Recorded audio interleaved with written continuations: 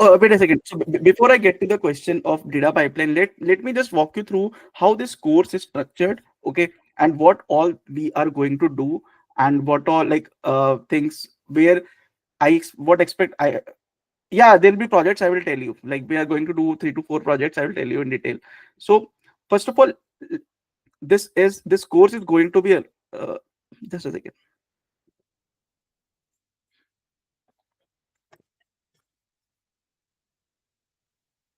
Yes. So this course is going to be around like 5 to 6 weeks as we have planned. So every weekend we will be having, as I mentioned, three. Just give me a second. Give me a second.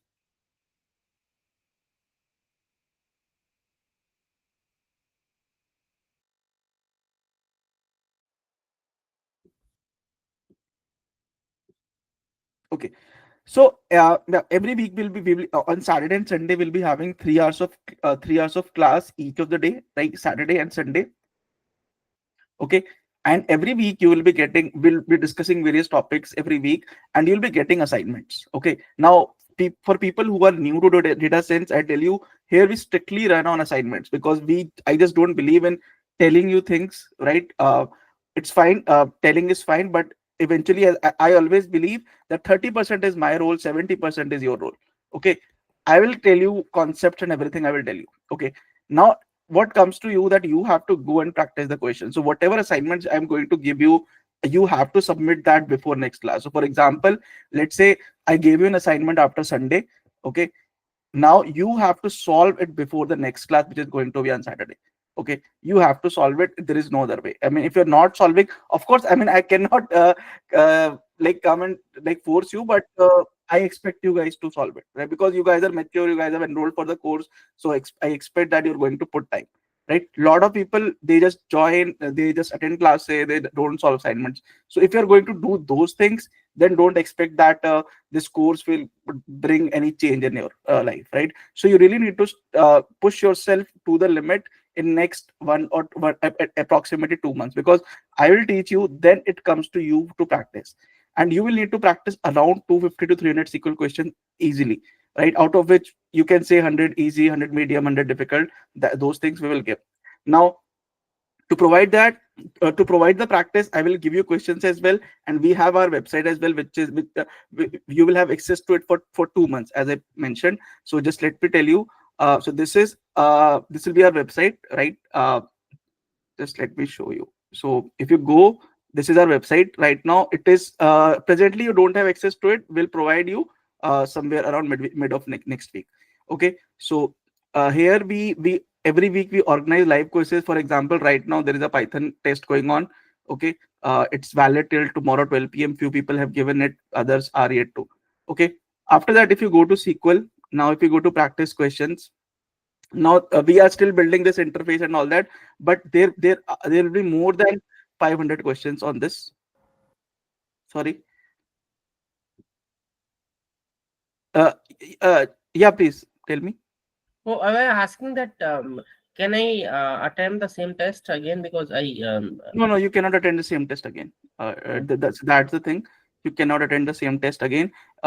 Even in those tests, we are going to add more functionalities. Like for example, if you are giving in a window screen, you cannot take like you cannot move away. For example, a lot of people while coding, they might yeah. Can you mute yourself, please? Okay. sorry. So a lot of people while giving tests, they can open ChatGPT in parallel and they can copy the code from there and they can put in that, right? So those things will not be available. Like the moment you switch your window, right, the test will be closed. So those things we are going to add in coming days. But yeah, so like you will have these practice questions like this. So for example, let's say you open this, right? You have this question, then you will have the table. There will be expected answer. Okay, then there you can put your for example comments as well. Suppose you're not able to solve, or you have some findings that you want to comment, so you can put your comment there. Someone from our team will reply to you like in some window, in some time window. Then solutions will gradually be uploaded on this. Right now, will text solution will be available, but video solution will also be available from here, but not right now. Gradually we will upload, because I am recording them, so it will take some time. And then there will be a, in future there will be an AI chatbot here as well, for example, through which you can take help to solve that particular question. Okay, so please mute yourself if possible. Right, so these things will be there. Now this is one part where you will have access to practice platform. Okay, now you guys are getting 2 months access to this, as I mentioned. After that, this is also this is a premium thing which you are getting. So this is a custom test creator. So what is this? That you can select, for example, let me show you. Suppose here, whenever you are practicing, there is no time limit. You can you might take 20 minutes to solve a question, 30 minutes to solve a question, right? Now that thing is not good for interviews. In interview, you have to solve a question. For example, on an average, you get 5 to 6 minutes to solve a question. So here you can do that. You can select, for example, question pool. So there will be free questions and premium questions as well. So you can select, for example, premium question. Then you can select whether you want to include the attempted questions or not, because you might, let's say there are 700 questions, you might have attempted 100, so you can exclude them from. So now then you can select, for example, I want to create a custom test of 5 questions, right? So let's say this is 5. Then I can manually select topic, let's say SQL. There will be an option of subtopic as well. Suppose I want to practice only subquery, I want to practice only window function, those things will be there. And then there will be now there are 2 types of questions in SQL. One is coding, second is debugging. So in coding, you have to write down a code. In debugging, there will be an incorrect code, you have to correct it. Okay, so those things will be there. And then difficulty you can choose. We are adding more filters, for example, companies and all those filters we are adding, you will see them. So suppose you create a test. For example, I created a custom test of 5 questions. Now this will be created. Now you will have a timer, for example. Okay, so this is first question, second question, third question, fifth question.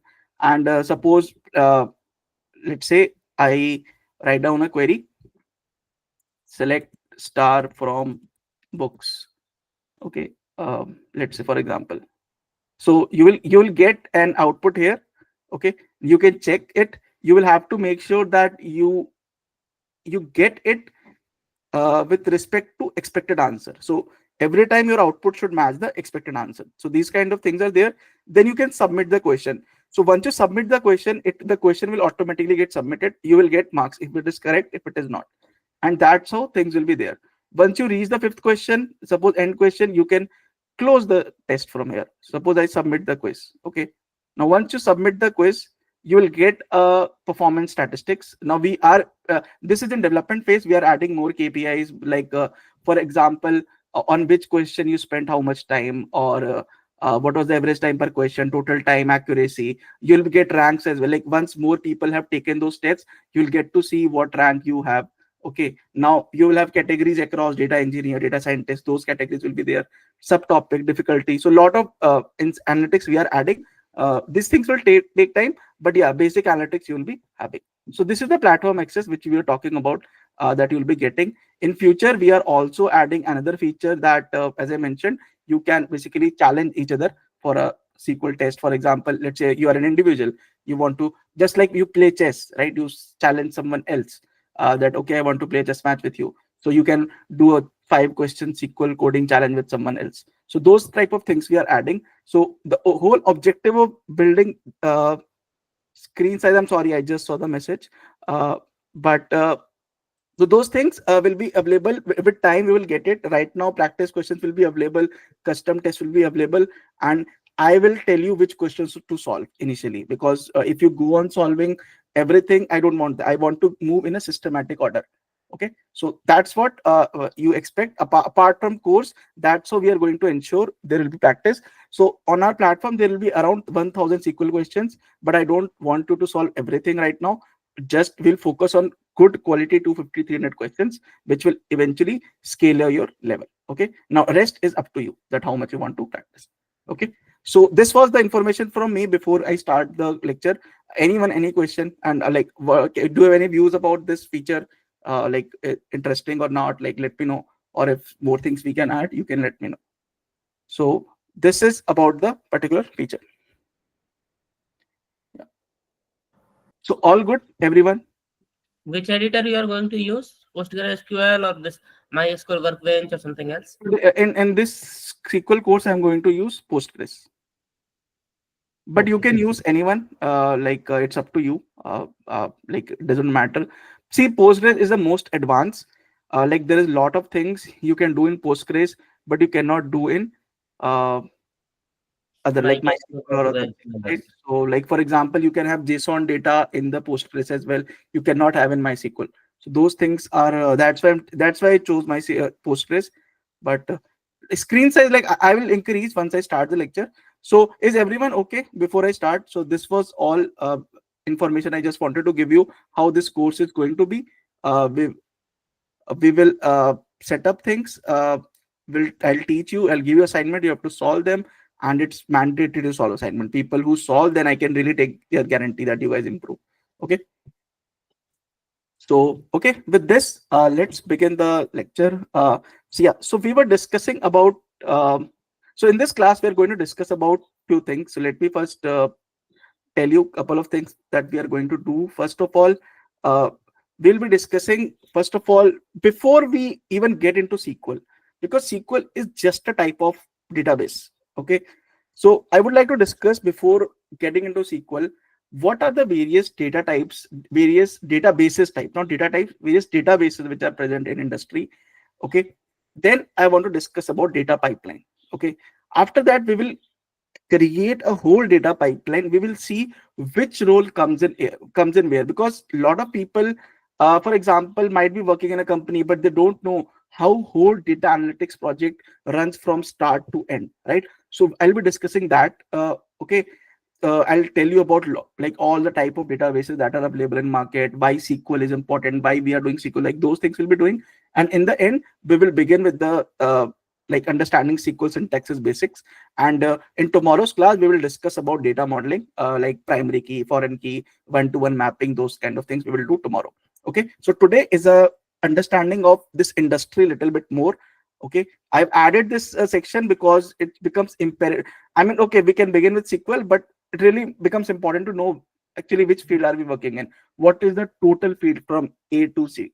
Okay. So before I want to know from you guys, do you guys know about data pipelines? Anyone, any idea about data pipelines? What is a data pipeline?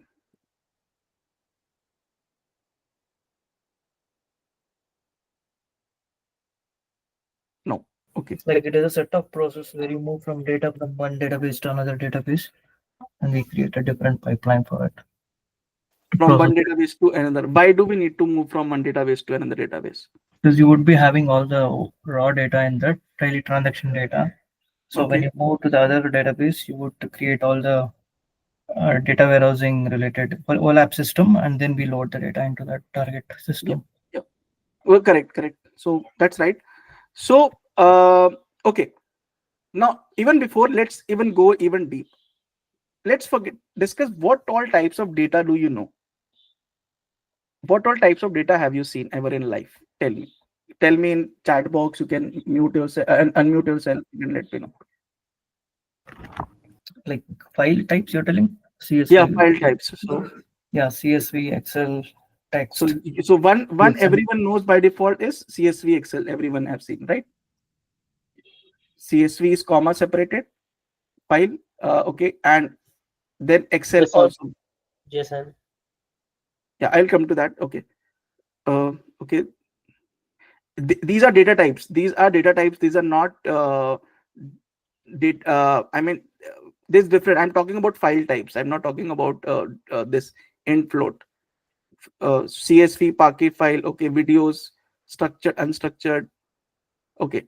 So can someone tell me what is a structured data? What is a unstructured data? What is? Can anyone tell me? Structured data is like CSV and XLS, which is in file format. Okay. And what is unstructured data? Unstructured is like for that we use not we cannot use RDMSs. No, I am a layman. I am a layman. Tell me what is unstructured data? So I'm not sure Which, about Yeah, unstructured data. which cannot be read. I think. If data cannot be read, no, that's incorrect No, definition. something like tabular format. Something.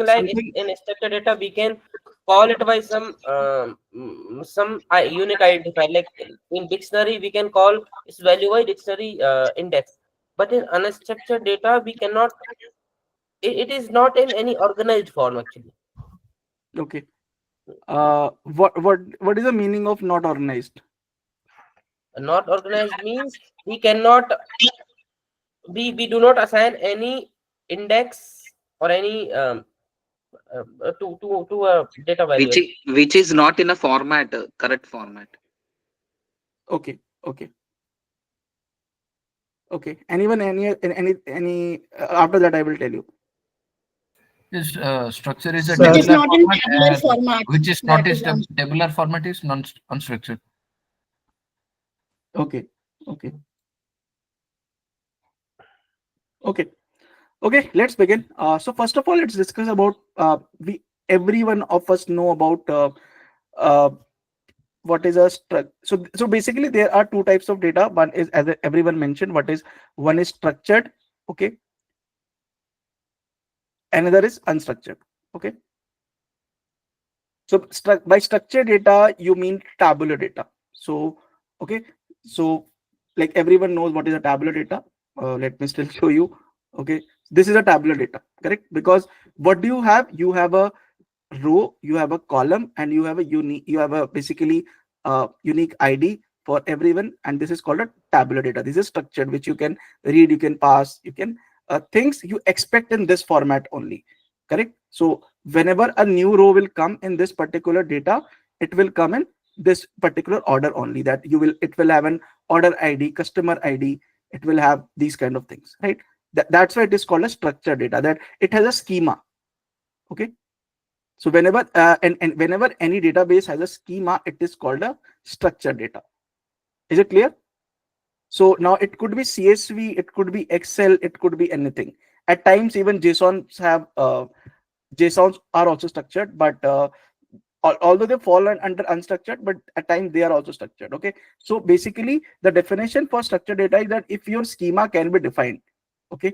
What is schema?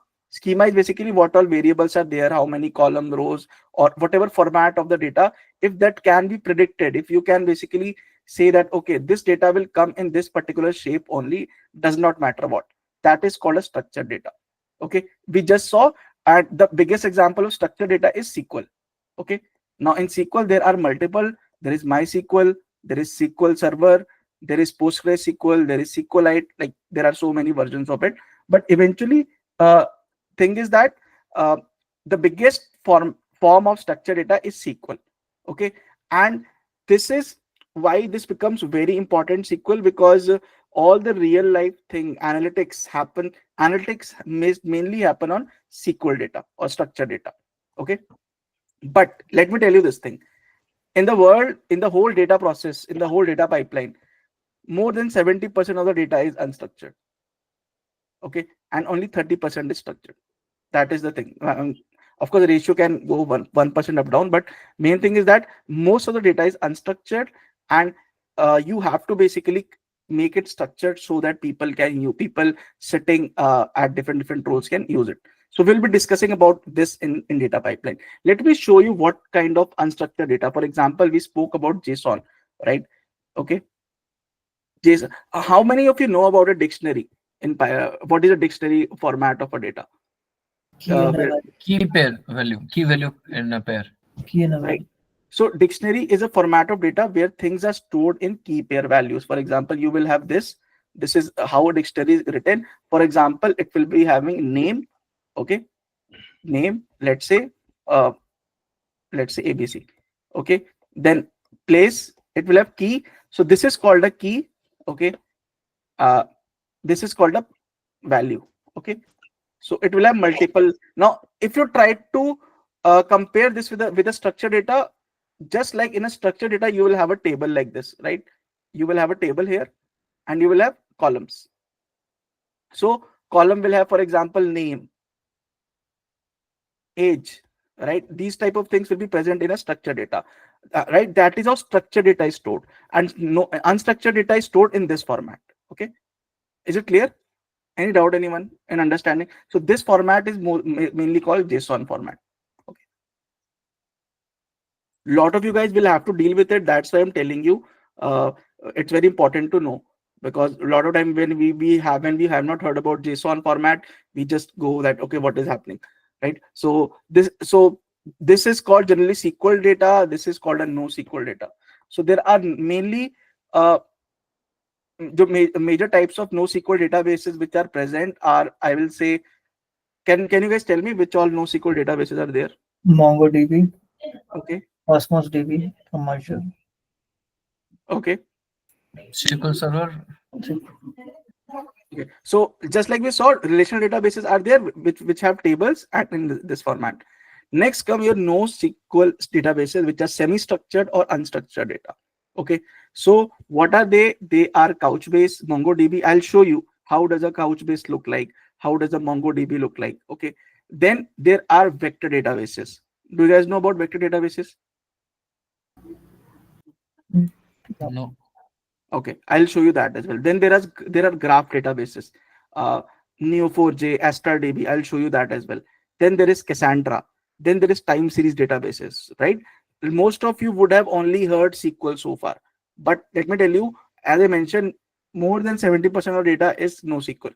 Okay, so it's important to know. I'm not saying we'll be doing SQL only, but it's when we discuss about the data pipeline, we really need to know what is NoSQL database. So let me first show you a little bit sample about what a NoSQL database looks like. Okay, so I'm showing you there are multiple servers. One is Couchbase. Okay, so if I log in here,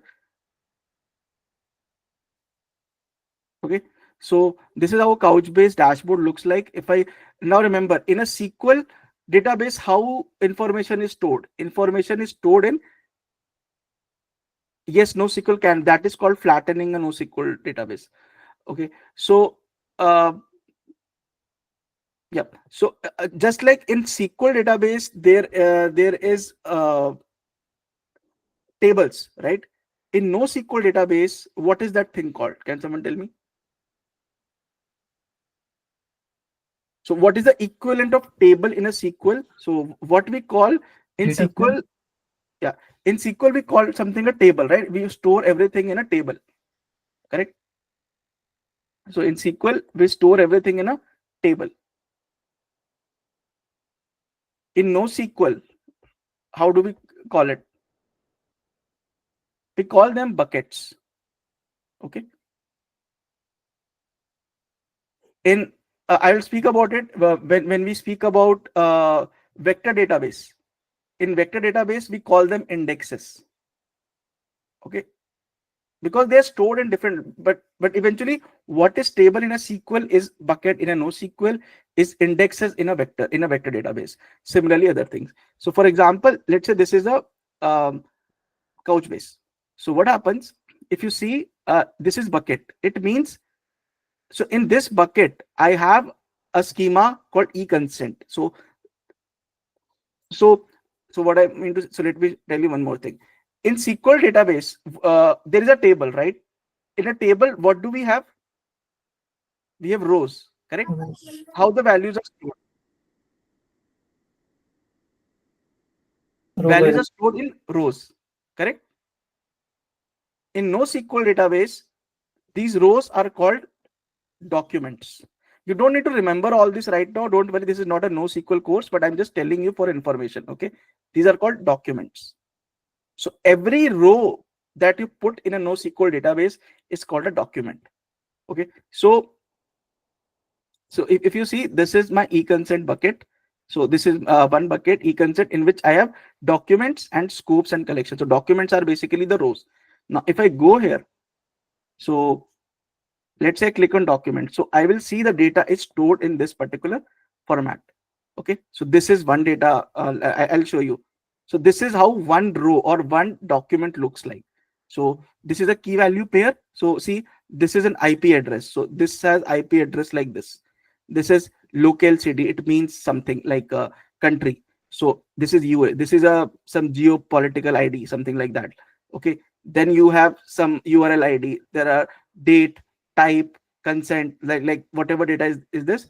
So this is called a NoSQL database, and these one such thing. So remember, one such thing is called one document. Okay, one such thing is called one document. Yes, JSON is dictionary format only. Okay, so the query remains similar. I mean, there are some changes, but we don't need to know that. But for example, if I do select star from e-consent, so in a NoSQL database, if I execute it, I will get something like this, limit 10. So this is one of the database which I just showed you. Okay, now this is called Couchbase. Another common database I'll show you is called MongoDB. You would have heard. That is also a similar type of this only. So if I show you, for example, the website that I showed you, the data science website, it is built on MongoDB. Okay, so all the data of data science is stored in a MongoDB database. If I connect there, I will show you. So this is, for example, the live quiz that is happening. Okay, all that data, if you see, is happening here only. So for example, this is the one. This is the recent quiz. If I go here, I can see all the candidates who have attempted the test, right? So this all data is present in a JSON format. So see, this is user ID. This is one key value. This is its value. Then its score. Then its duration. Similarly, all information is present. So this is called a JSON format. Okay. So this was MongoDB, Couchbase. There are a lot of NoSQL databases as well. I'm just telling you that how the database looks like. You don't need to know them right now. So one database which I discussed was NoSQL. Okay. We discussed the NoSQL database. Now let me show you vector database. Okay. Does anyone know about vector database? What is a vector database? What is its use? Let me just check if anyone has any question. Does the object and table mean the same in SQL? Object and SQL, yes, they mean same. Yes. Okay. So does anyone know about? So let me show you a vector database. Anyone know about vector database?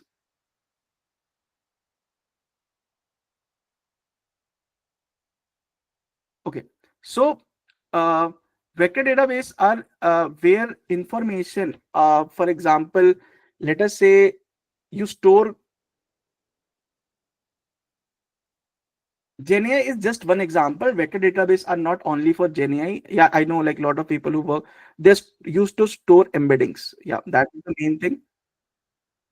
So for example, let us say you have to store, those who don't know about embeddings, I'm not going there, but for example, let us say you have this some geo coordinates. For example, they are plotted. Okay, let's say this is 10, 30, 50. Okay, let's say some geo coordinates are plotted here. And then this is minus 10, something. Now you want to know how close they are. Or for example, in NLP, and when we do machine learning, when we have sentences, let's say I play cricket. Okay, so how this meaning is inferred in numerical values. Okay, so these values, if a machine has to infer its meaning, it converts them into a numerical value. Okay, and that numerical value is called embedding. Okay, so those embeddings, or you can say these coordinates, they are stored in a vector database. So one such vector database very heavily used is Pinecone. Okay, so if I log in here, let me show you. So you come here, you will see, as I mentioned here, now what we had in tables in SQL was buckets in NoSQL is indexes in my vector database. Okay, so suppose this is one index, it means this is one table. So it has a lot of properties. So data is stored. For example, this is the main data which is stored. Okay, so if I have to show you, this is the data which is stored. These are called embeddings or coordinate planes. So these are called now they are stored in form of vectors. Okay, you just need to know this, and we're not going in detail there. So one was vector database. Another thing is called indexes is equal to buckets. So let me just check the question. So indexes is equal to buckets is equal to tables. Okay, and documents is equal to rows. So documents is not bucket. Document is equal to rows, that is separate.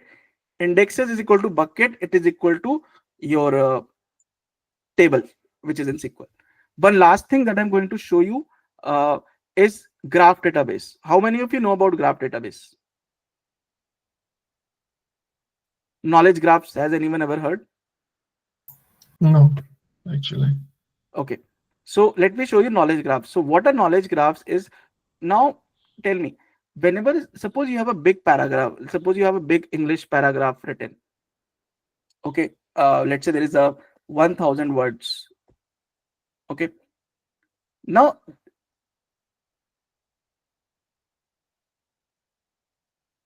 sorry, I'm hearing all you said new for me. Okay, okay. But are you able to understand that what I'm saying? Anyone, any doubt?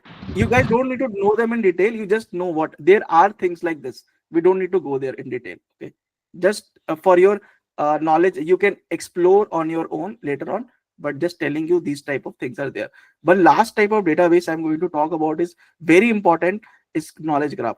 Now, for example, when you have 1000 words or 2000 words, when there are very big documents, okay, they are there are certain, for example, in Facebook, or let's say take any social media.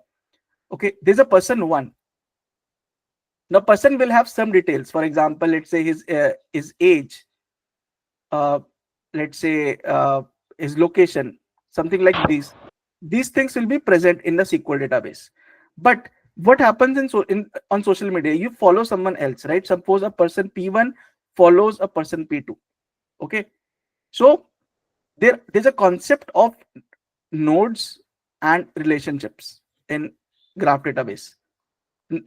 So what are nodes? Nodes are nodes is any person, any I will say any noun that you know in English, that is called a node. For example, let's say I say P1 follows P2. Okay, this is a relationship. Okay, let's say P1 follows P2. So this is your node. This is called a node. Okay, this is called a node. Okay, and this is called a relationship. Now this type of information cannot be stored in SQL or cannot be stored heavily. For example, let us say when you have a document of 1000 words, it will have lot of such information that okay, A follows B follows C is followed by D, something like that information is there, right? Now you cannot store all that in a normal tabular database. Okay, for that you need a graph database. Okay, so a graph database, there are a lot of, there is AstraDB, there is Neo4j. I'm showing you Neo4j right now. So if you see, their values are stored in nodes, okay, and relationships. So all these things which you see, for example, if I run, let me run a simple query, match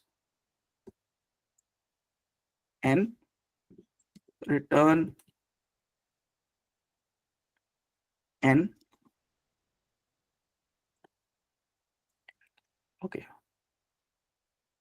Okay, so these all things which you see are nodes, right? If I zoom in a little bit, if I go further here, you will see these names.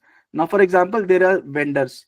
So if I zoom in, there are some vendors. Okay, they have some names. Now there will be some, these relationships are there associated with. So if you see these nodes, these are the relationships. If you see,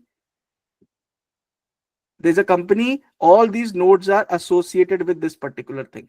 Okay, so this type of information is present in a knowledge graph.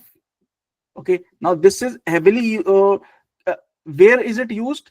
This is used, for example, when you are using Google, when you see ads on your devices, that okay, suppose you clicked a particular type of video, okay, and you see similar ad in the next video. So what does it do? It tracks what type of video you have seen or what type of content you have interacted with, and it will show you similar ad. So all those things are done using knowledge graph. Okay, these all things come under machine learning and all that, but just to tell you that these things exist. Okay, so that's about if 70% data is NoSQL, how is it handled in industry? You don't need to, so that is the point. NoSQL database to SQL database is generally handled by data engineers. Okay, as a data analyst, or your job is to build dashboards, develop insights. So you know, so I'll be discussing the data pipeline now. So your question will be answered in that particular thing. Okay, any doubt, anyone? So these were the types of databases which are present. You can explore them later on. This I just told you for your information. Okay, anyone, any doubt before I move ahead?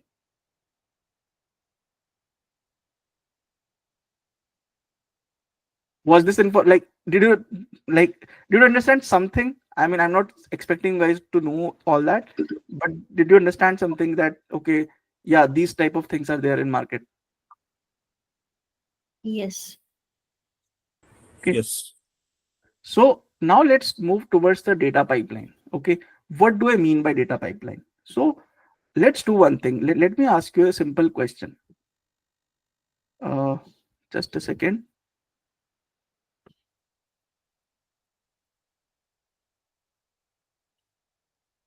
Is this much zoom okay?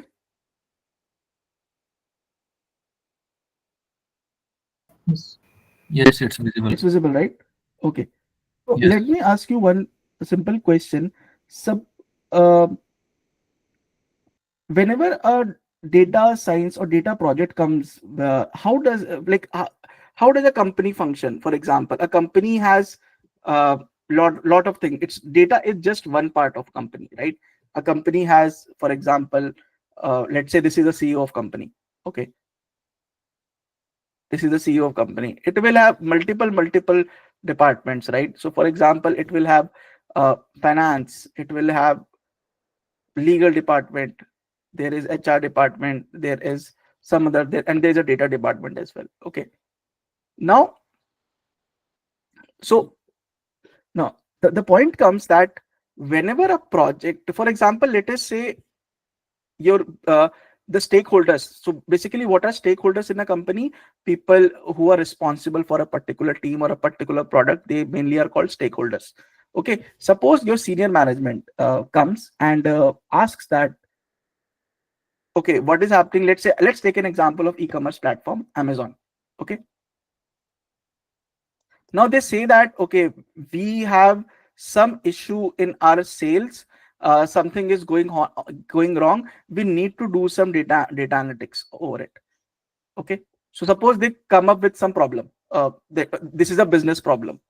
Okay, what happens after that? Like, how does it, so basically what I'm going to discuss now, how does a data project goes from start to end. Okay, so let's first of all discuss, suppose your senior manager, or I will say anyone, comes up with a query that, okay, our business is not performing well, or we need to do something to improve our business. Okay, so what will happen? They are not the data person. Okay, so what happens after that? So let's say your stakeholder here, he comes with a problem.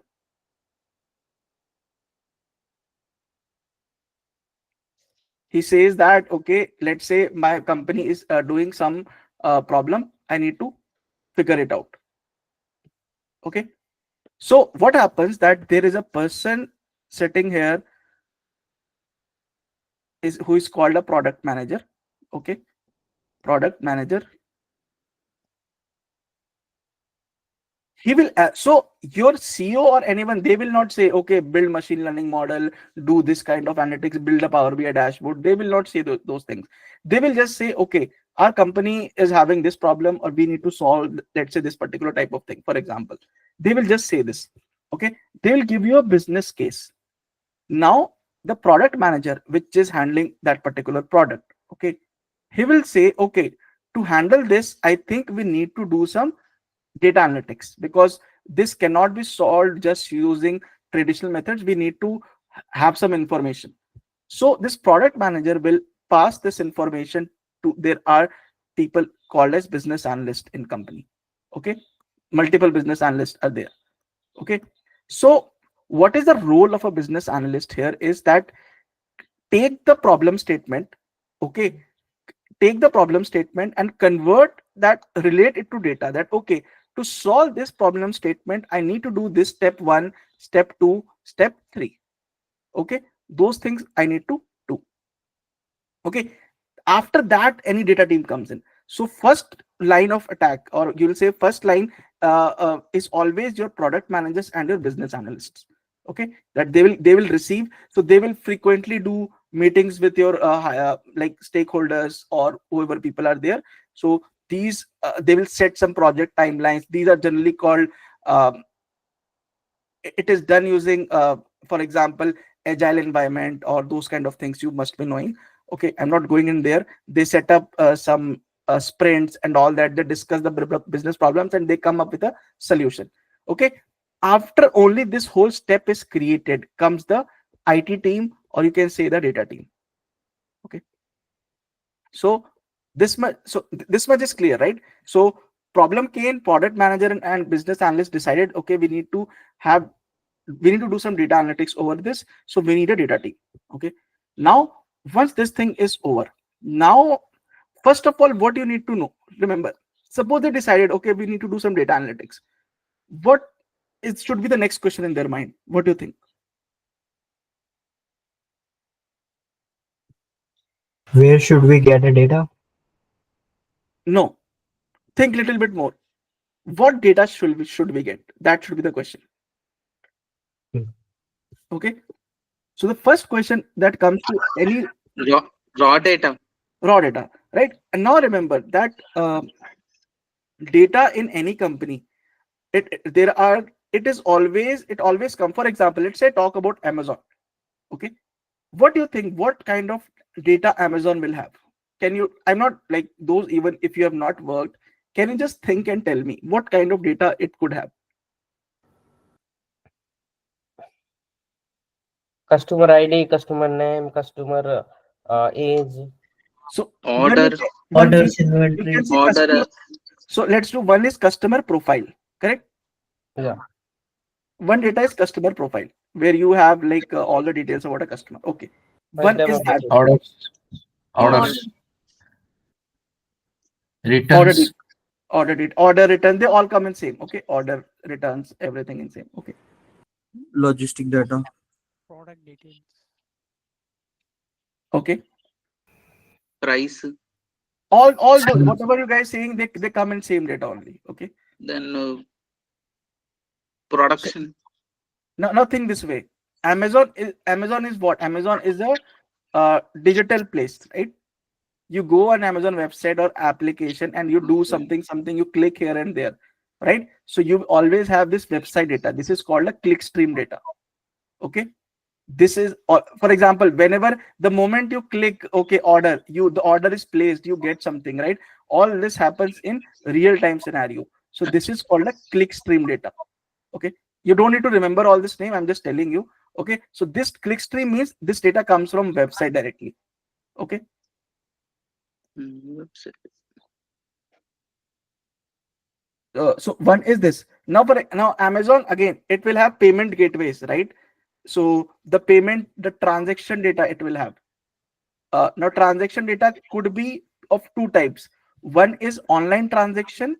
Okay, second is if you go to any store, you swipe your card there, though they are called POS systems. Okay, point of sale systems. So you will have data from here, you'll have data from here. So okay, similarly you will have vendor data, you will have inventory data, as you mentioned. There will be some operational data, that okay, where is my order, like a lot of those things will be there, as we discussed. Now all these data, they come under three categories. Okay, first is data store, second is a data stream, third is application. Okay, so this is where your raw data comes in, and this is called OLTP. Can anyone tell me full form? Online transaction. Online transaction processing. Yeah, online transaction processing. So this whole data stores. First is data store. So what is your data store? Data store will means your I will say basically your SQL, whatever your SQL databases are there, information, for example, a customer information or product details, those things are present in a SQL database. They are called data stores. Okay. Second is your data streams. Okay. Data stream means this information is coming live from the system. Okay. So this can be a static data. Customer information remains same, right? It does not change. For example, if I have an age 30, my age will remain 30 for next 1 year, right? So that's how these things work. But data stream means live data. For example, in Facebook or Instagram, you click something, all things happen instantly, right? So these are called live data. This is called a click. So these are called data streams. Okay. Data store, data stream. And application data, for example, just as I mentioned, transaction data, POS data, whatever I mentioned. So this is the first step of your data pipeline, that all your in real data is present in this format. Okay. Now this is your SQL format, but this data stream and this application is mostly NoSQL data. Okay. It's mostly unstructured data. Okay. Is it clear, everyone? Any doubt? Can you simplify this one? Which one? The pipeline. I'm just starting right now. Okay. From here, pipeline. I'll go from start to end. There are 3 types of pipeline we need to discuss. Okay. So basically, right now the data is sitting at right now. What we know, we have some raw data. Okay. We have some raw data present in a data store. We have some live data in a data stream, and we have some data in data application. Data store means your static data. For example, customer profile, those product details, those kind of information. Data stream means website data, live data. Application means, let's say, transaction data, or you will say order status data. Those kind of information are present in applications. Okay. Now my job is to develop programs to get all this data from different sources to a single store, to a single place. Okay. If I show you another pipeline here, so see, what do you see? We have multiple data present in multiple formats: social media, APIs, files. Okay. Then we have mainframe. There's a lot of information. There's a lot of data which is present here and there. First, you need to, guys, please mute if you're not speaking. Okay. So you need to get all that data from that particular point to a single collection unit. Okay. You need to get till here. Okay. So this is called the collection phase. This is the step 1 of your data pipeline, collection phase. So what is our step 1? Collect raw data from various sources and put them in a single place. Any doubt, anyone?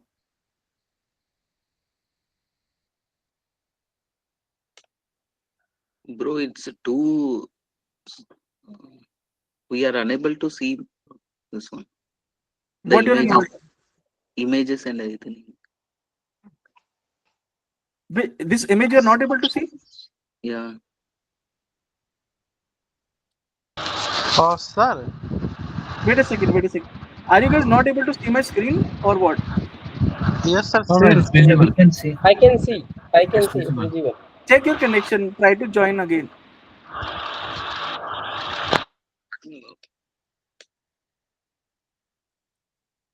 Okay.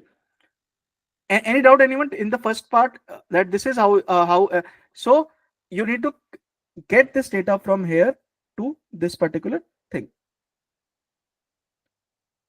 Okay. And now there are various tools which you use to do this, like there is Kafka, there is Apache Airflow. There are a lot of things. I'm not going into those tools right now, but you do. So now you got your data till this particular point.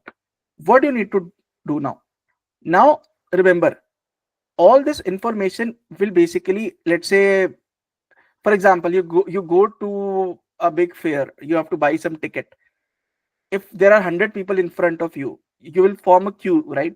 That, okay, first person, 2 person, you have to go in this particular line. So here this data is basically queued up. Okay. Now this queued up, and from there it goes into 3 locations. it either goes to a data lake, or it goes to data warehouse, or it goes to data lakehouse. I'll speak about what is a data lakehouse and all that, but and out. So first of all, raw data will come, it will queue up. Okay, you'll basically put an order that, okay, this data needs to be processed first, this data needs to be processed next, and so basically you'll create a queue. Okay, and then you will load it either in a data lake or a data warehouse or a data lakehouse. Okay, any doubt? So this step is called data ingestion. This is step 2, where you take your queue data and you put it into various locations, be it data lake, data warehouse, or data lakehouse. Okay, now what is sorry, yeah. no, how these three are different data Yeah, lake? I'm coming to that. I'm coming to that. So data warehouse, okay, data warehouse is the place where your structured data is stored. Okay, like those who have the event queues, from that you don't need to know that those are done by data engineers. There are separate tools for that. There is Airflow and all that, you do use that, so you don't need to know that, but just know that those queues are created. Okay, now once data comes here, okay, uh, so data warehouse is the structured, so whatever the tabular data that we were seeing, remember, if anyone has used if you guys use Snowflake or cloud servers, you'll see connect your data warehouse, or if you use Power BI report, it shows connect to a data warehouse, right? Why? Because Power BI reports are generally connected to a structured data, so that's why data warehouse means structured data. Okay, data lake means structured plus unstructured both. Okay, so for example, an image can, JSON file can also be there, a SQL database can also be there. Okay, so this means structured plus unstructured both. This means only structured. Data lakehouse is an advanced version of data lake, which has some properties of data warehousing as well. Now you don't need to know those properties, just understand that nowadays people are shifting from data lake to data lakehouse. Okay, because it contains additional functionality in which you can club in like you can have the both the functionality of these two in a data lakehouse. So that's something like that. Okay, so data lake, data warehouse, and data lakehouse. EDW, where did I mention EDW?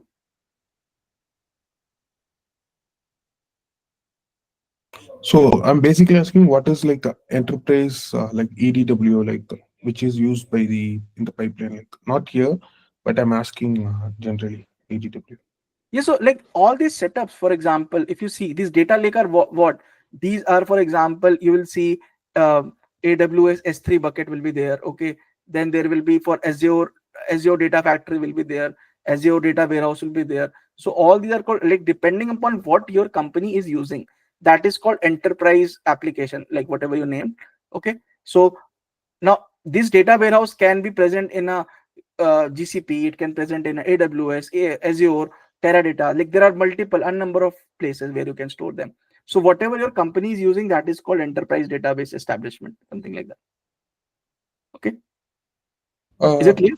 AWS S3 will come under which like data lake, like, or as data warehouse, like S3. It comes under data warehouse. Okay, so S3 is only for the relational. Yes. Okay. No, in S3 you can, S3 is a storage, you can store data lakehouse. So sorry, I didn't hear your question properly. It can store both structured and unstructured both.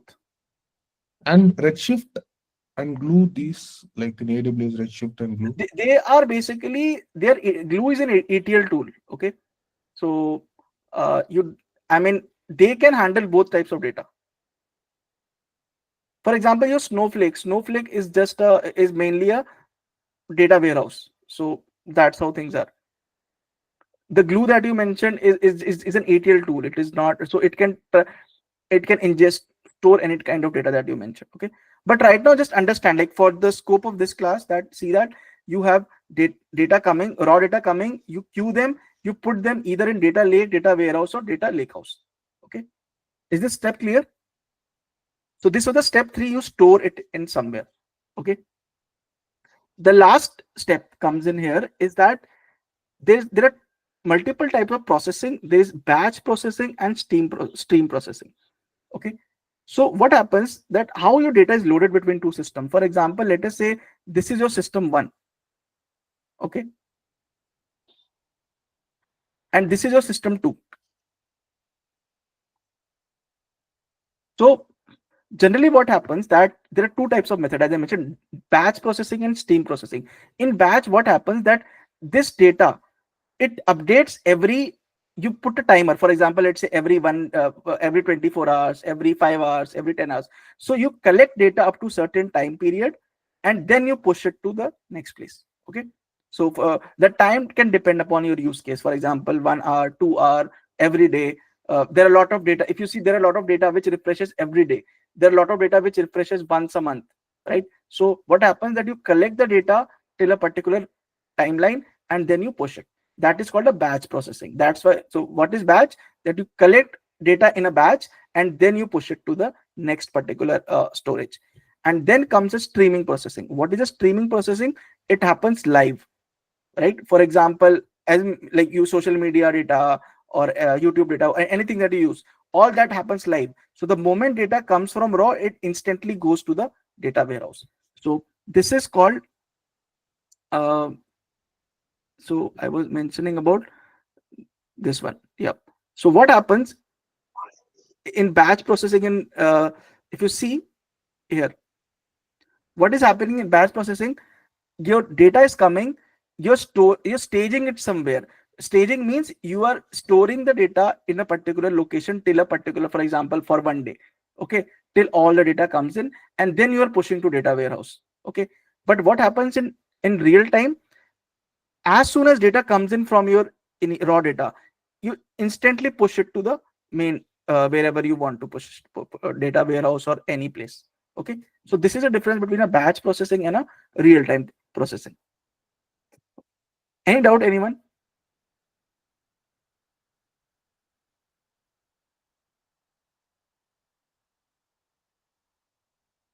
Okay, with this, what happens that once this is done, now this just the last part, we'll start SQL after that. I know that this is it was important for me to tell you this.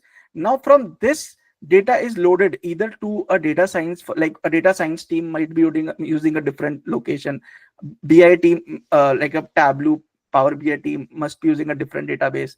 Analytics, machine learning, there are different departments. So all those data are processed from here to here in either a batch format or a stream process. Okay, and that's how these particular teams use those particular data.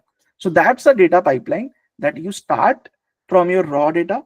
Okay, you start from your raw data here, you ingest it, you store it, then you do either batch processing or stream processing, and then you load it to any like wherever you want, for example, machine learning, BI team, or anything.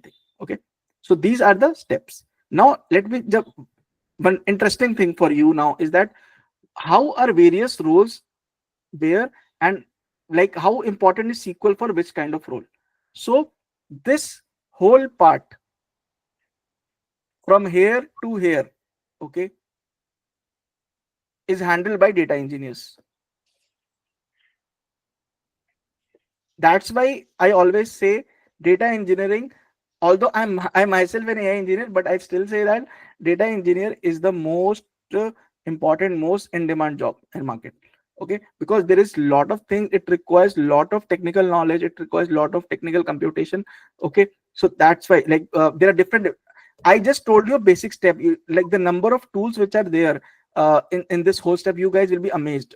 I mean, there are so many tools people might need to know. Okay, so this is it. So here comes data engineer, and here, for example, a data scientist will come. Here a data analyst or BI analyst will come. Here also an analyst will come. Here some AI ML engineer will come. Okay, his process will be separate, we don't need to go there, but this is how things are there. Now where does SQL become most important? Because remember, all this part which we discussed mostly is automation. So yeah, please just let me check.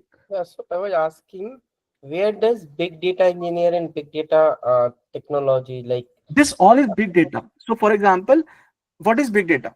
Big data is something which is a very huge size, right?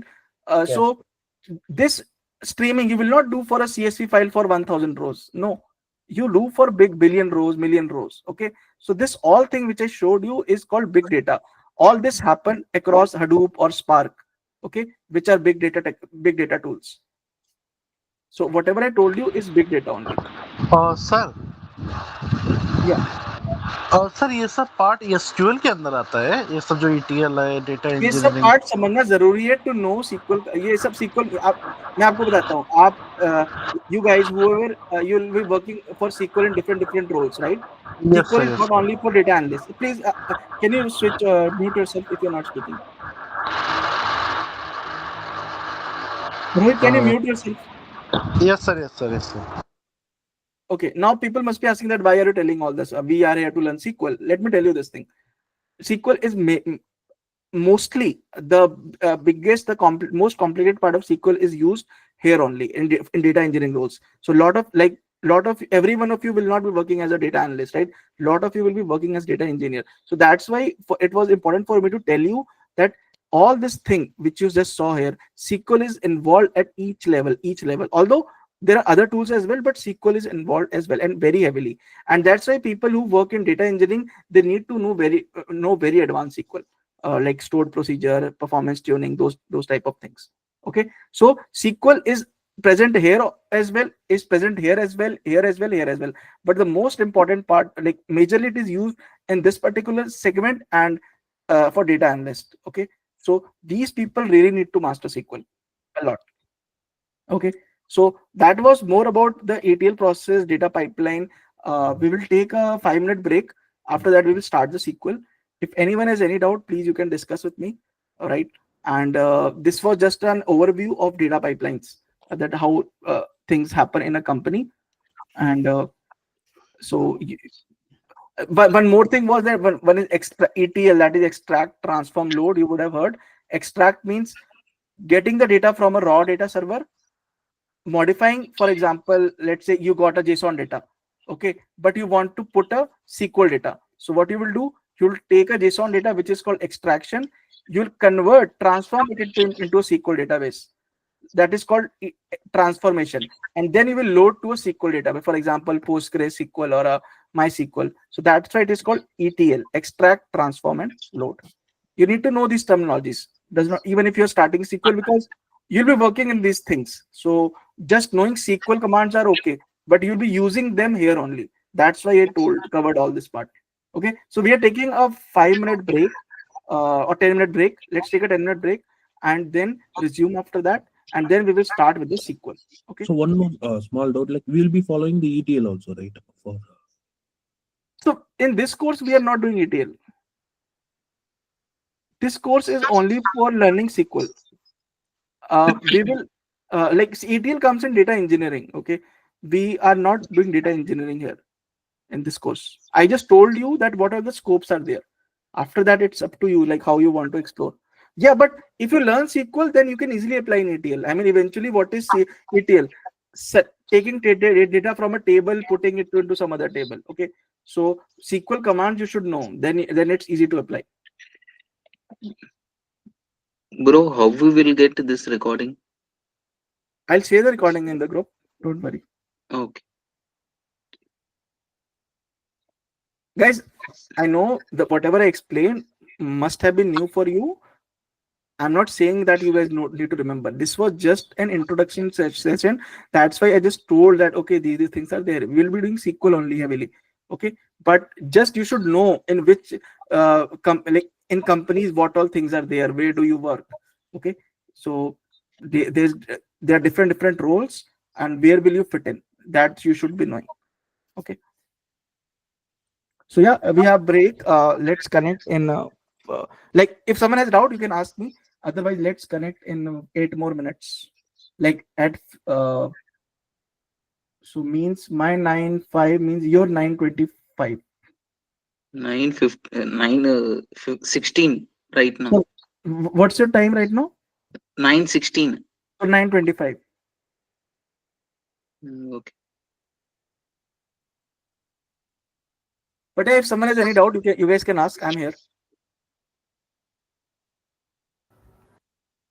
So Satvik, I have a question actually, somewhat different. Yeah. Uh, a similar like you have explained the data pipeline from end to end. Can you Yeah. explain in a way, let's say someone is building some digital tool or application. Let's say take the example of Facebook only, the Meta. Okay. How it takes data, like user is the end node taking data, how it is flowing from in node to another part to data pipeline to then yeah in case of Facebook, or we can say in case of any e-commerce company like Amazon. So it is taking data, and how does it work actually? No, I didn't get your question completely. Can you repeat?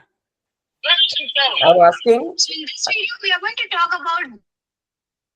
I'm asking about the data pipeline and the end-to-end processing of data in any e-commerce industry like Amazon. The data comes See, from those user. if I tell you, data pipelines are I what I told you was a very basic overview. Okay. Now each section what I showed has multiple loops. Like if I start explaining, it will take I cannot explain in 2 minutes. Okay. Okay. But I can share you resources. You can read from there. Yes, please. That is what. Yeah. So yeah. Importance for MLAI. See, SQL, you need to know. I mean, although for MLAI engineering, you don't need SQL much, but you should have the knowledge of SQL. It's not like SQL everyone needs, as simple. Data engineer and data analyst needs it most. Data science, AI people need it less. For them, even basic knowledge of SQL works. But it's tested in interviews. I mean, because whenever I give interviews, they always have a Python round, they always have a SQL round, then they always have some case study round. So you should know SQL. Yeah.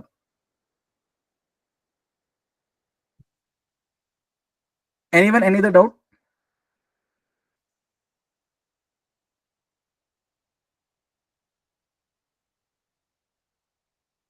Have you guys downloaded SQL on your systems? Yes. Okay.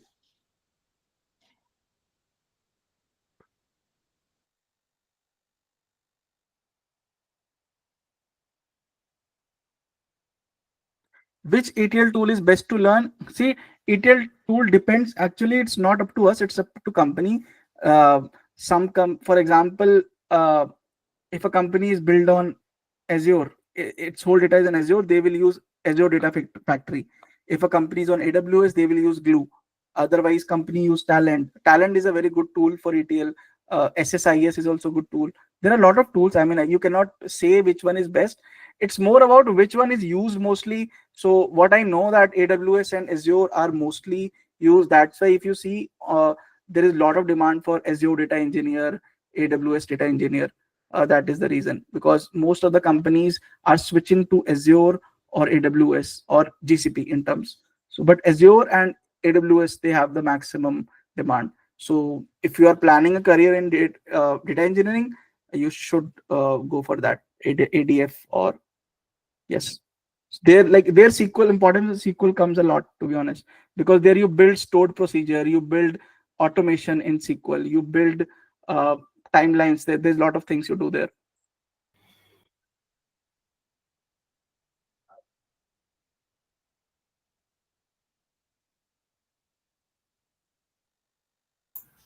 Okay, guys. Now thing is that today, so a lot of people are new. They have never coded in SQL. So I'll be going from extreme basics. For few of you, it can be boring because you'll say, okay, I already know this. So please try to cope up, because I have to cover everything for everyone. Okay, so I'll be going for like in the most extreme basics. If you feel it is getting repetitive for you, you guys can skip. It's up to you. But please, for others, we will move to advanced sessions as well.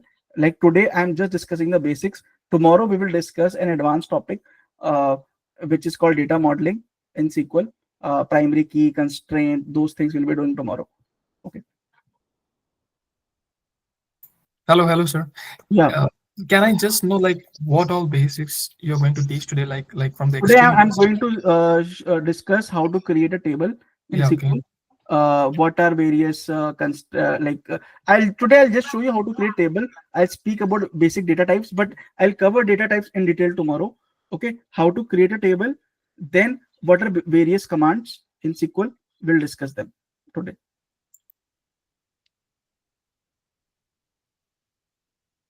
Tomorrow we will study data modeling, order of execution, and then we will study what are this constraint in more detail. Data modeling in more detail we'll do tomorrow. Okay, so this week there will be less coding. Tomorrow, next week onward, we will, because we'll start with the function, there will be more coding. But this week conceptually it's very important. Like tomorrow's class is very important. Tomorrow same timing, bro? Tomorrow same timing, yes. Tomorrow only or every week? No, so classes now, this week it was this. For next week it will be Saturday 10 a.m. okay, and Sunday 8 p.m. So that will be the timing. And once I start giving you assignments, we will have doubt sessions on Thursdays. Timing I will let you know, because it depends, because I have my office on Thursdays, depends when I get free. But I will inform you at least 3-4 days in advance. At least, and I wanted to ask you like a non-relevant question regarding this. You can ask. You have 3 minutes. Yeah. Just tell me, Satvik sir, that at least 6 months is required for like a good hands-on SQL experience, like at least 6 months. Like if you practice consistently. If you practice if you practice very regularly, what do you mean by regularly? Regularly, as in like keeping consistently solving problems each and every day, you know, from basic. There are 2 things I'll tell you. One thing is about solving problems. Second is how you solve problems. Okay, the difference comes in how you solve a problem. What do I mean by that is that most people nowadays, because ChatGPT is there. I'll share the recording in the group. Now, because ChatGPT is there, people don't have patience nowadays, right? So the moment they solve a question, okay, they gave just couple of minutes, 5 minutes. Okay, no, I'm not able to solve. Please tell me solution. Okay, now if you use this, if you follow this approach, then it will take it can take up to 6 months, 1 year as well. Okay, but if you follow the approach that I'm going to tell you, that initially don't take any help from anyone. Force yourself to, at least, unless you have given at least 1 hour to a question, don't look for a solution, don't ask anyone else. Okay, the more you think, the more intuition you will build, and it will help you eventually in solving the question in real time. Okay, so it's not only about solving a number of questions, it's about how you solve them. Okay, suppose I gave you a question on rank, or let's say I gave you a question on window function or complex question.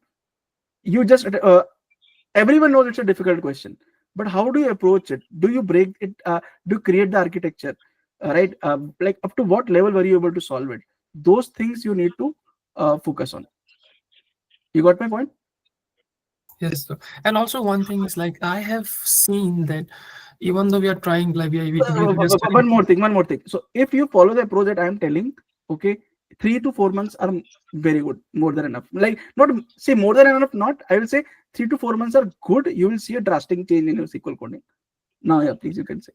Yeah, so basically I've seen that most of the work is 90% work is done on Excel, like from modeling to extraction. Who said that? So, like I've seen, like I've seen. You have not seen the real world. No, that's what I'm telling you. Oh, okay, yeah. That might be true. Yeah. Please, Shaurya, you were asking. Hello, Shaurya, you raised your hand. You were asking something. I cannot. Okay. Any other question before I move ahead? Bro, So, will you teach like how we will solve the any query, like Yes.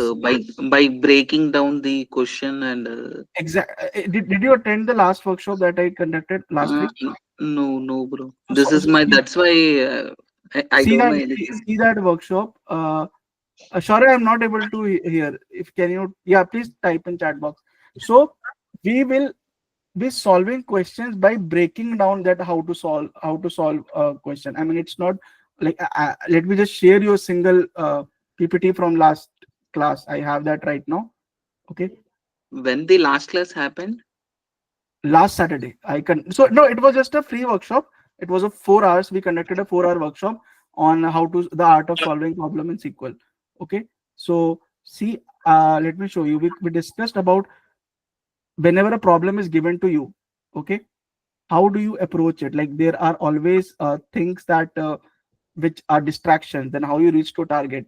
Then get into that. Okay, then what does the question exactly mean?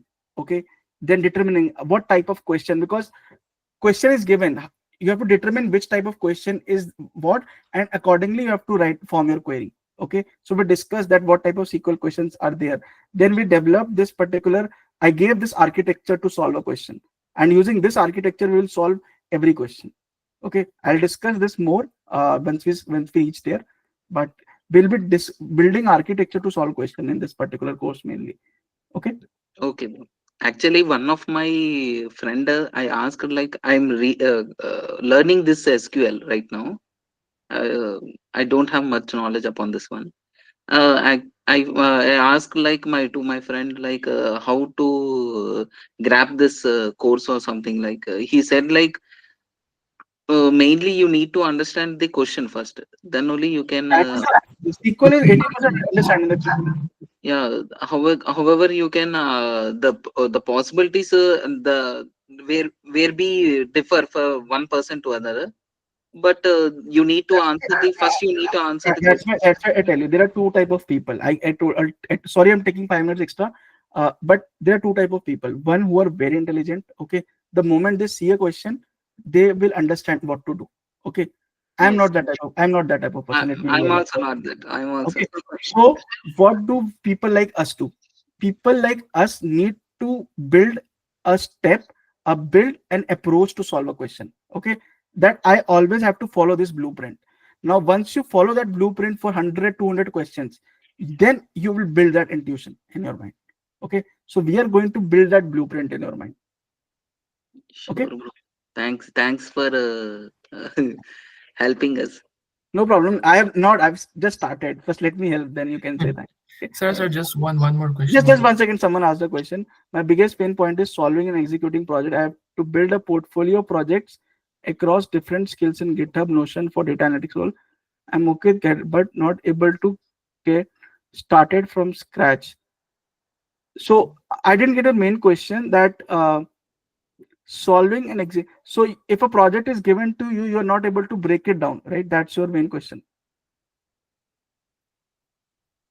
Okay, don't worry, we'll cover. See, we'll cover. I cannot tell everything right now, but just trust me, we'll cover that. I have that section dedicated. Okay, so guys, let's take all the questions towards the end of the class. Portal access will be given by next week. Sorry, I missed your message. Okay, we are improving. There are few glitches I'm fixing. Once those are fixed, we will. So by next week, you will get the portal access. Okay, so guys, now let's take all the question towards the end. Now let's move towards, because it's been like 15 minutes break. So now let's so you guys have I assume you guys have PostgreSQL, MySQL, whatever you have installed in your system, right? I told you recording will be given in groups, don't worry. I'll share the link in group. Okay, and in the end I will compile everything, and I will share you the PDF. You can access the recording. Just download from there, so that in future, if my server crashes, right, you always have the access to recordings. Okay, so first of all, now let's go to Bro, can you send this one to emails, like email? I will send that first. Not everyone has filled the form. Let everyone fill the form. I'll share access to them. Okay. And also, what I'm doing, from next class, I'm going to live stream this video on YouTube privately, not publicly. Okay. And I will give access to your email IDs, so you can directly go to our YouTube channel. Only through your email ID you will have access. You will see the recording there. Okay. So now let me just, so I hope you guys have installed like SQL, right? So I'm just starting my Postgres.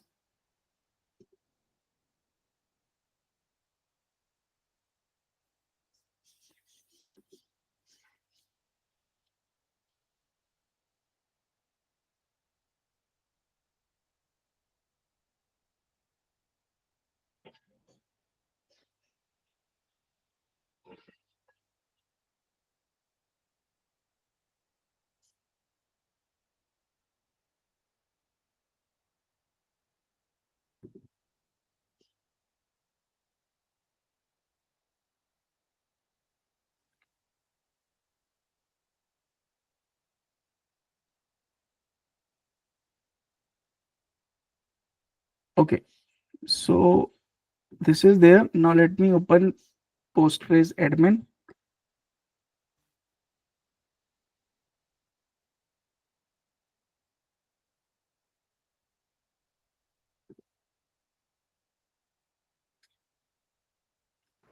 So one small doubt, like we are using the Postgres, right? Yeah, So how do we connect with the like cloud or anything? So it is in the local Postgres. Okay. So while we working with the data, it should not be coming into the local. So it should be in the cloud. yeah. So we can do like I'll set up a project where you can set up your Postgres with. So I'll also be showing how you can connect your Postgres through Python code, how you can connect with a cloud server so that you can directly query database from there.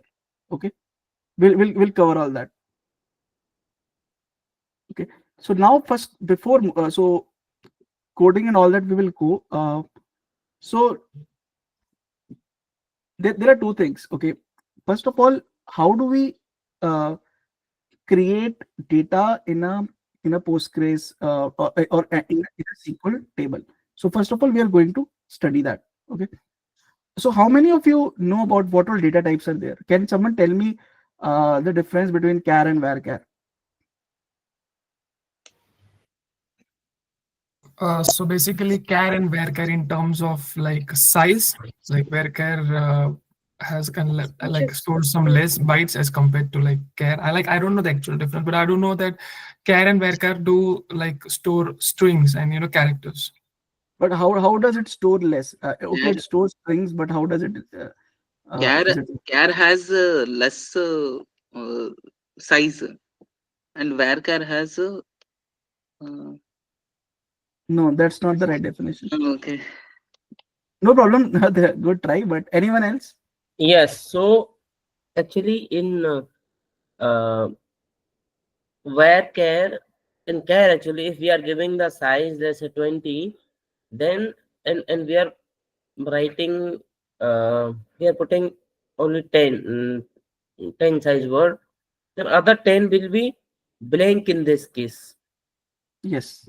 And so this is how it takes lesser space compared to the other one. Okay. So let me tell you a few of the common data types. Rest data types we'll cover tomorrow. Okay. First is by default int, which I think everyone knows. Okay. Int means integer. Okay. So what is an integer? 1, 2, 3, and 6 is called an integer. Okay. Second, the very important, like most people get confused in this, is char versus varchar. So these both are strings only. Okay, these both are strings only. Difference is that whenever, for example, you mention that, let's say char 50, so you said that there will be a character of length 50. Now does not matter. Suppose I write down a character of length, let's say ABC. Now this is only occupying 3 spaces. 3 spaces here, but in the server it will still take 50 bits or 50 spaces. Okay, this is what char is. But what is varchar? Suppose this is called a dynamic data type. Okay, suppose you declare a varchar with 50, means so this means the maximum length that you can pass is 50. But if you pass ABC here, so here instead of 50, the size it will take on your server is 3 only. So that is the difference between char and varchar. That varchar is dynamic. You give a maximum range, but if you provide a character of less than that length, it will dynamically reduce its size and it will store there. Okay, and char, so if you have given a size, does not matter whatever size of your data is, it will store these many bytes as well.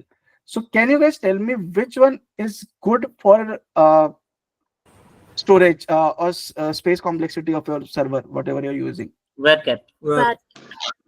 Varchar. Is it clear? Yes. Okay. Any doubt, anyone in this?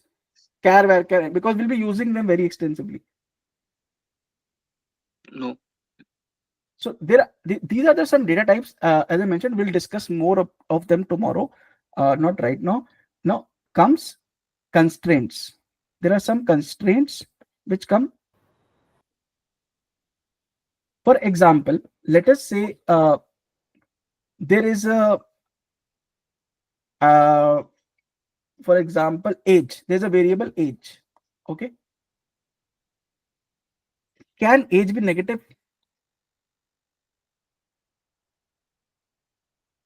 Can age be negative? No. No. Unless you're living in time, like you have some time machine. But can age be negative? No. No. No. Right. So whenever you suppose, let's say what happens, you declare a variable age in your database and put a value of 20 there. Sorry, let's say put a value of minus 20. It should not accept that particular. It should give an error that age cannot be accepted. Some like constraint error. Generally, it gives constraint error. So what happens that whenever you define a variable, you give a constraint that okay, this variable, for example, I'm telling few constraint, not null, that this variable cannot be null. There needs to be a value. Okay. This variable is a primary key. This variable, for example, greater than 0 always. Okay. Then you use check condition. So there are a lot of constraints that you use. We'll be doing them tomorrow. Just understand that there are variables, there are data types, and for each variable there can be some constraints which you put. Primary key, foreign key, those things we will do. We'll do that. Okay. So using this knowledge, we will try to create a table in my, I'll try to create an employee table in my database. So you guys can also do parallelly with me. Okay. So how to create a database, we are discussing that today.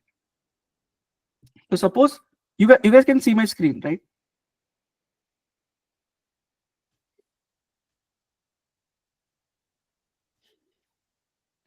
I cannot see. You can simply ask question if you have any, because I cannot go back to Google Meets. We can see. You can see, right? Okay. So let us come here now. How to create a table? The syntax. Please listen this very carefully. You will have to like use this a lot. So how to create? You have to use this command. Create. You can create table. Okay. So you create a table and then you give a table name.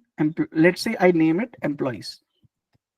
Now there are some naming conventions. I'm not covering them right now. We will cover them today. I just want to show you how to create a table, how to execute queries to that. Okay. So create table employees. Okay. Now we'll start coding after this. So once you create a table, okay, now what you need to do, you need to pass on the variables inside each. Okay. So for example, let us say my first variable is employee ID. Employee ID. So first of all, you'll declare the, so how the format goes, the variable name, okay, then the data type, for example, okay, and then there comes some constraints. Okay, that's how it goes. So first of all, your variable name, then data type, then constraint. So employee ID, tell me what kind of, based on whatever I told you, what type of data type is it this? Is it an integer? Is it a char? Is it a varchar? Or it is a date? Integer. So I'll use int for it. Okay. Now, generally it is a primary key. Basically I have a, so I'll tell about primary key later, but just assume that, let's assume this is a primary key for now. I'm just writing it down. Now, employee ID, as you go in the database below, right, it keeps on increasing. For example, employee ID 101, 102, something like that will happen. If something like that is, or for example, it's a transaction ID, which is incrementing. So what there is a constraint which we use, auto increment. Okay, so what does it mean? That it means that your employee IDs will automatically grow from 101, 102, 103. It means this. Okay. So this is your first variable that you created. Now let's create the second variable. Let's create a first name. So first name. Now tell me, what is it? Should it be a char or should it be a varchar? Varchar. Varchar. Okay, because it's always better to use varchar instead of char. So what I will do, I'll do varchar. Okay, and then I need to provide a space. For example, I give 50. You can change it. It's up to you. Then tell me, in your employee database, you want that my first name should never be null. It should always have a value. So what will you do here? Not null. You'll mention not null. So it will ensure that whenever you're putting a value to this database, it is always not null. If you try to enter null value, it will throw you an error. Okay. Now let's do last name. Last name varchar 50. Now a lot of people don't have last name, so we can say that okay, I will accept nulls in your scenario. Okay. Similarly, let's say date of birth. Okay. Now date of birth, there's another data type that is called date. Okay. This is a date. For example, similarly, let's say employee is there, so you can say hire date. So what is the data type? This is date. Okay. And if you want, you can put it as not null. It's up to you. I mean, I'm not stopping you, but let's say I'm putting because if an employee is there, there should be an hiring date, something like that. Let's say. Okay. Then there is a department ID. Let's say department ID. What will department ID be? What variable type? Integer. Integer. Okay. Then comes, let's say, salary. Now salary will be a decimal because you can get salary in decimals. So another data type which we will use is called decimal. Okay. Now we will say salary has a length of 2 up to 2 decimal places. Okay. And now tell me, so it means the length is 2, so salary is in 10 figures and it can have 2 decimal places. Now can salary be negative? Anyone? No. Unless you heard the Zomato case where you have to pay to them 20 lakhs. 20, you have to pay 20 lakhs. Then it's a negative. Otherwise, mostly salary is positive only. Okay. So you can put it. He won't get salary for 1 year. But you have to pay 20 lakhs as well. So it becomes negative salary. So check, you have to put salary greater than 0. Okay. So you're saying that salary should never be. Take advance also, like then also it can be negative. Sorry? If you take salary in advance. Yeah, then also it can be negative. So yeah, I mean it can be. So bro, will you inform all these tomorrow? Yeah, I'm informing. Don't worry, I'm covering everything in detail tomorrow. Okay. So this all comes under data modeling. First of all, I need to tell you what is primary key, what is all that, right? Right now, I'm just showing you how to create a table. Just understand the method to create a table. Okay. Then we will understand data modeling and then we will create this table with again your knowledge. Okay. Today, my objective is just to show the basic syntaxes of SQL. So don't worry about that. I have covered that in detail. Okay. Then, so let's say you created this table. Salary. Okay. So let's run this. Auto increment. It is giving an error. Wait a second.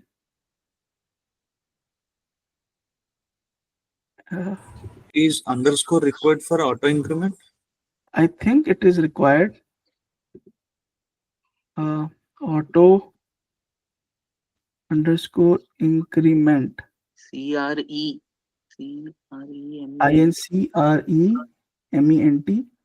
Okay. Auto primary key, which is also right. Employee ID in. This is reading it as auto increment. Yes, again, auto employee ID. Auto a second. Okay, can others check if it is working on your system?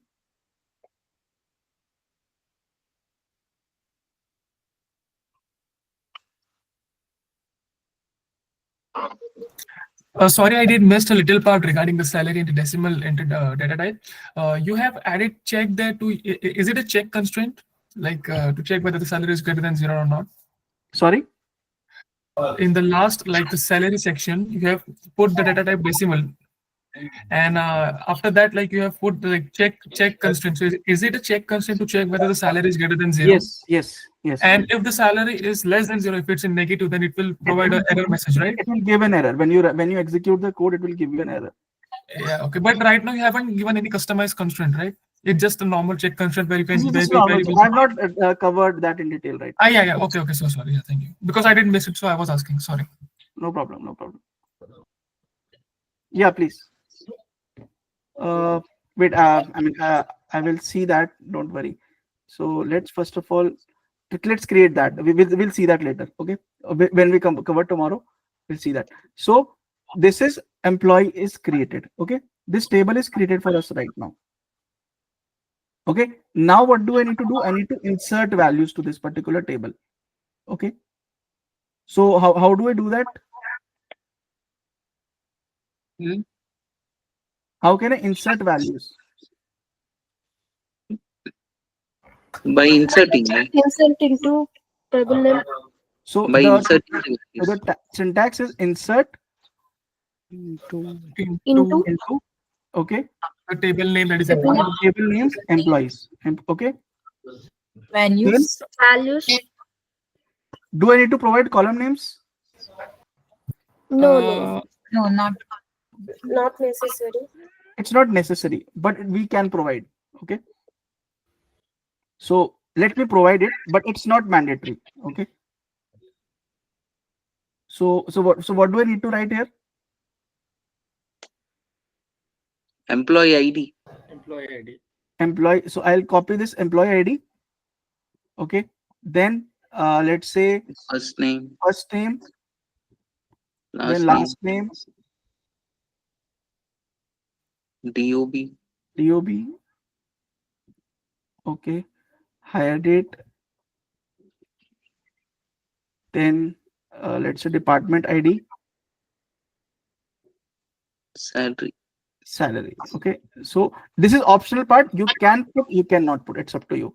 Okay. So you just mentioned that this is my name. Then what you'll do? Insert into, there comes values. You need to give that values. Now you will start inserting each row one by one. Okay. So let's add couple of values. So for example, first of all, we need to enter employee ID. So let's call it 101. Okay. After that, what I need to put? Name. So let's name it anything. For example, I just name it Virat. Okay. And last name. Okay. I entered this. Then it will come my date of birth. For example, so let me put any date. For example, let's say 1993 and 0115. For example.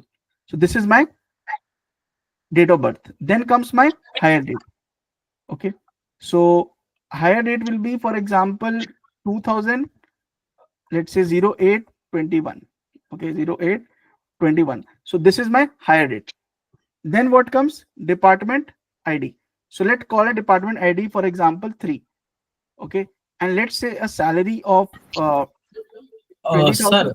yeah.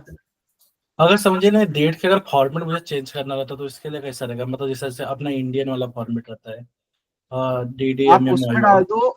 मैं कह रहा हूँ हर चीज मैं cover करूंगा. Don't worry. Okay sir. Wait करो मैं सब कुछ कवर करूंगा. Don't worry. ठीक है. Okay sir. ओके. मैं उसमें जाऊंगा फिर ये वाला टॉपिक रह जाएगा. ठीक है.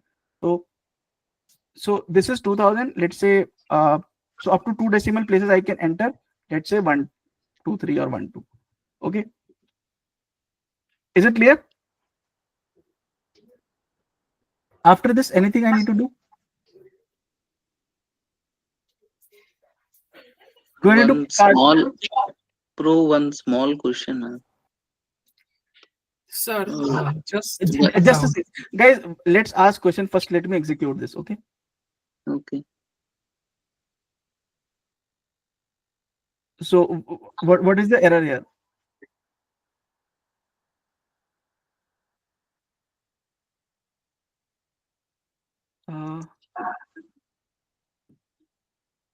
Insert into employee ID. Employee. Have I copied the name correctly? So you can see some error popping under O into 3 dots. Is it the? What is happening? Just a second. Wait a second. Insert into this employees. Why is it giving me error? Insert into employees values 101. Do you guys see any error? Let me know if you guys see. Insert into employees values. This is right here. What's wrong with this?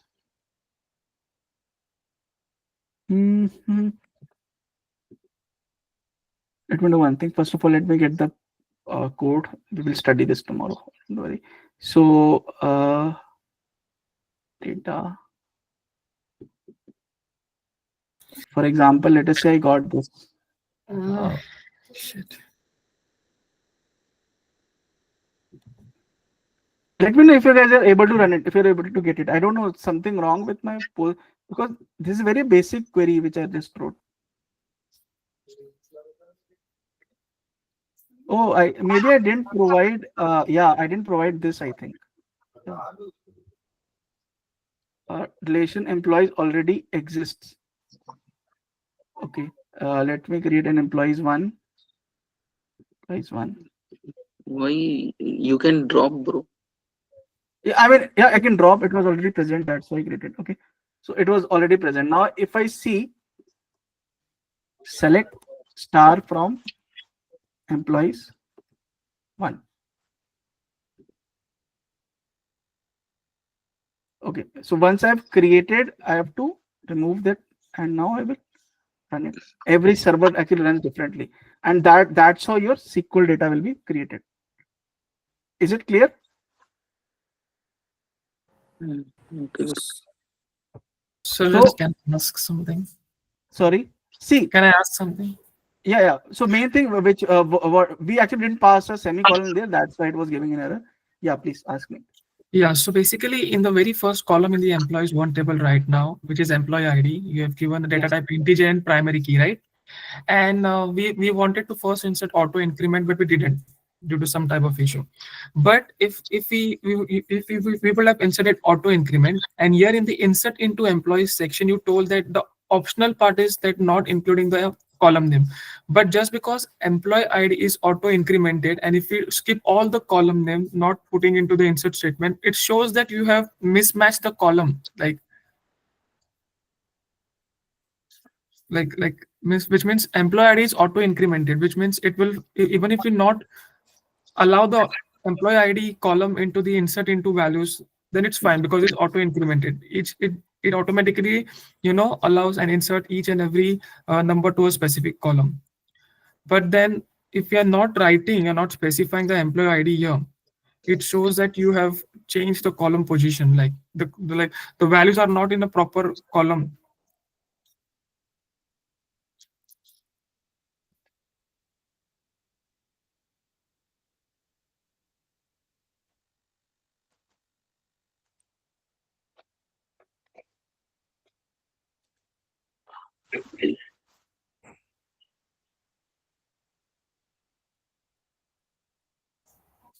So you're not audible. Am I audible? Yeah, right now you are audible. I did if actually spoke on the entire question. Okay. What will happen if you're removing employee ID? Virat will become your employee ID. Okay. So you need to put some other setting to basically, when you do auto increment, you need to add another couple of more things. Is it fine? Yes, sir. Okay, we'll cover. See, first let me explain data modeling, then only data creation table will come, then only. Right now, I'm just creating to show you how to create a table. We'll cover this in full detail tomorrow. Okay, once I do data modeling, so then you'll understand, because I have to include foreign key mapping and a lot of things I need to add, and then I will show you what happens if you provide. For example, we mentioned that salary greater than 0, but what if I enter a negative value? Can I correct it? Those things we will be doing tomorrow. Okay, so this was the basic part where we create a table and we do select star from the table to get the table. Okay, so remember this particular syntax, but we'll cover tomorrow, so you'll get the notes there. Now let's try to understand few basic syntax without coding. Let's try to understand how do they actually work here. Okay, Bro, will you provide any document? yeah, regarding- I'll provide documents. Don't worry. Okay. You don't need to write down any notes and all that. I'll provide everything. Don't worry. Okay. And one more small doubt.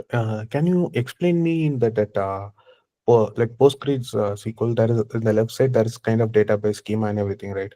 So can you provide a small explanation? Of everything. Yes, a slight explanation, like what is cache catalog. Sure. I'll do that. First shall I cover the SQL query part? Then I'll come to this. Okay. Just remind me. Okay. I want, because I want to cover this first. Then we will like consider this as a doubt. Then we will discuss that in doubt session. Okay. So we saw how to create a table. Okay. Now in SQL, the way you talk to a table is called structured query language, that is SQL. Okay, SQL. Now there are some commands which you need to know what do they mean and what they actually do. A lot of you might be knowing it, but still let me just tell everything from scratch. Okay.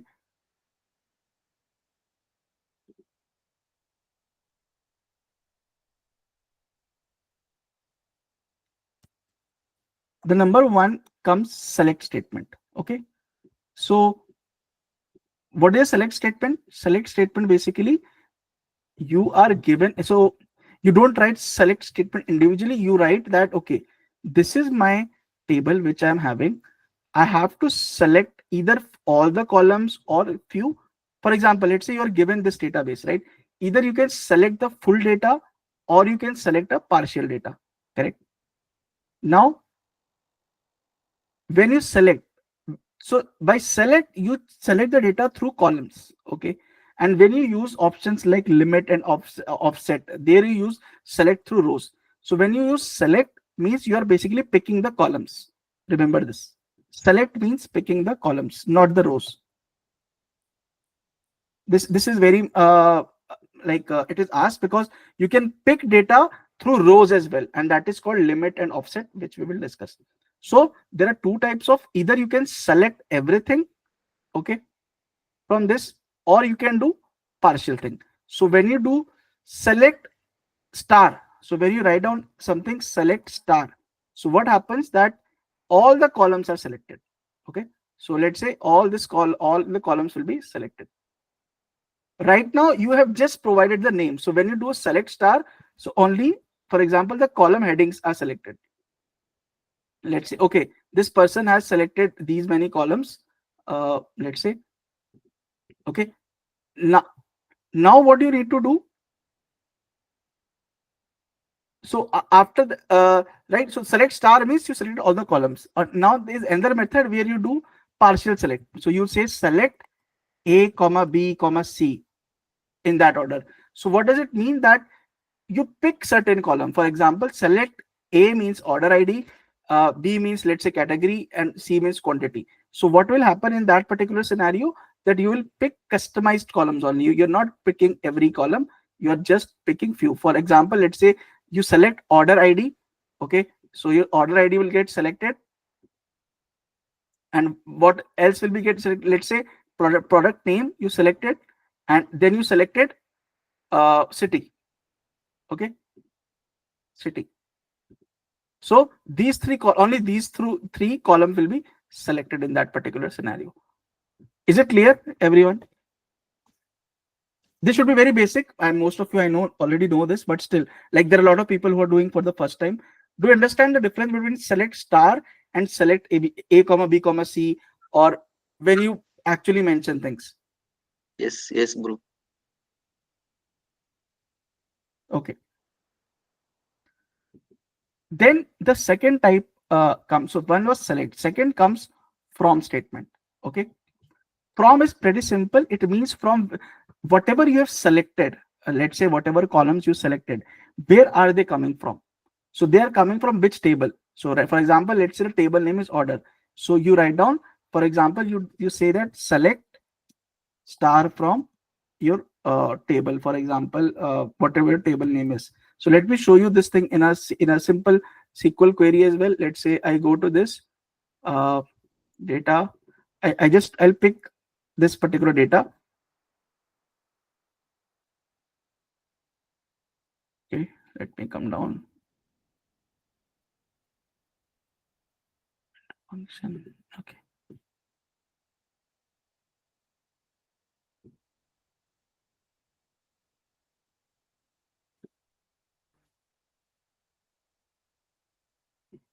Okay, so I'll go here. I'll create this table.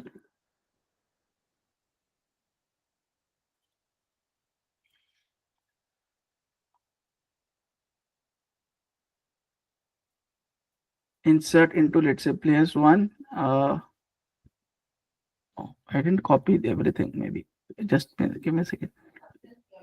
So I need to select this as well. Create table. Yep.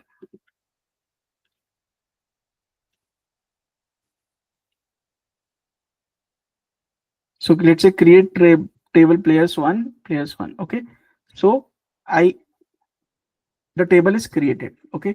So there were two queries which I mentioned. One was select star from player one. Okay. This will give me the end. Wait a second. What's its name? Yeah. Tables. Let's call it players. Okay. So players table is selected here.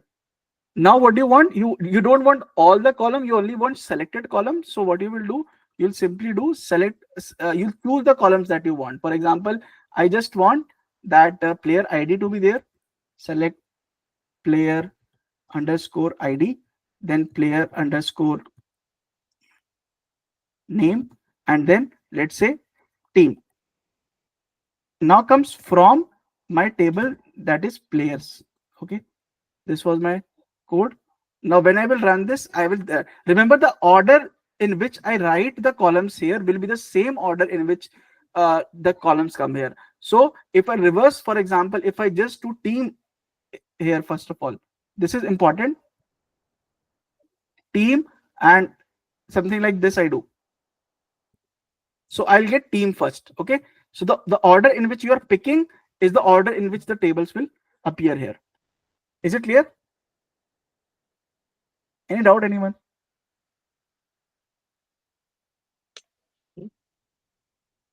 So select star from players. Now next comes another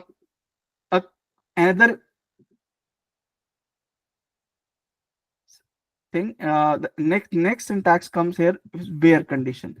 Can someone tell me what is where condition? It's basically a filter statement. So for example, let's say when we selected this whole particular table here, okay, we said that, okay, select me the column, but we didn't mention anything. By default, it will pick all the rows, right? By default, it is picking all the rows.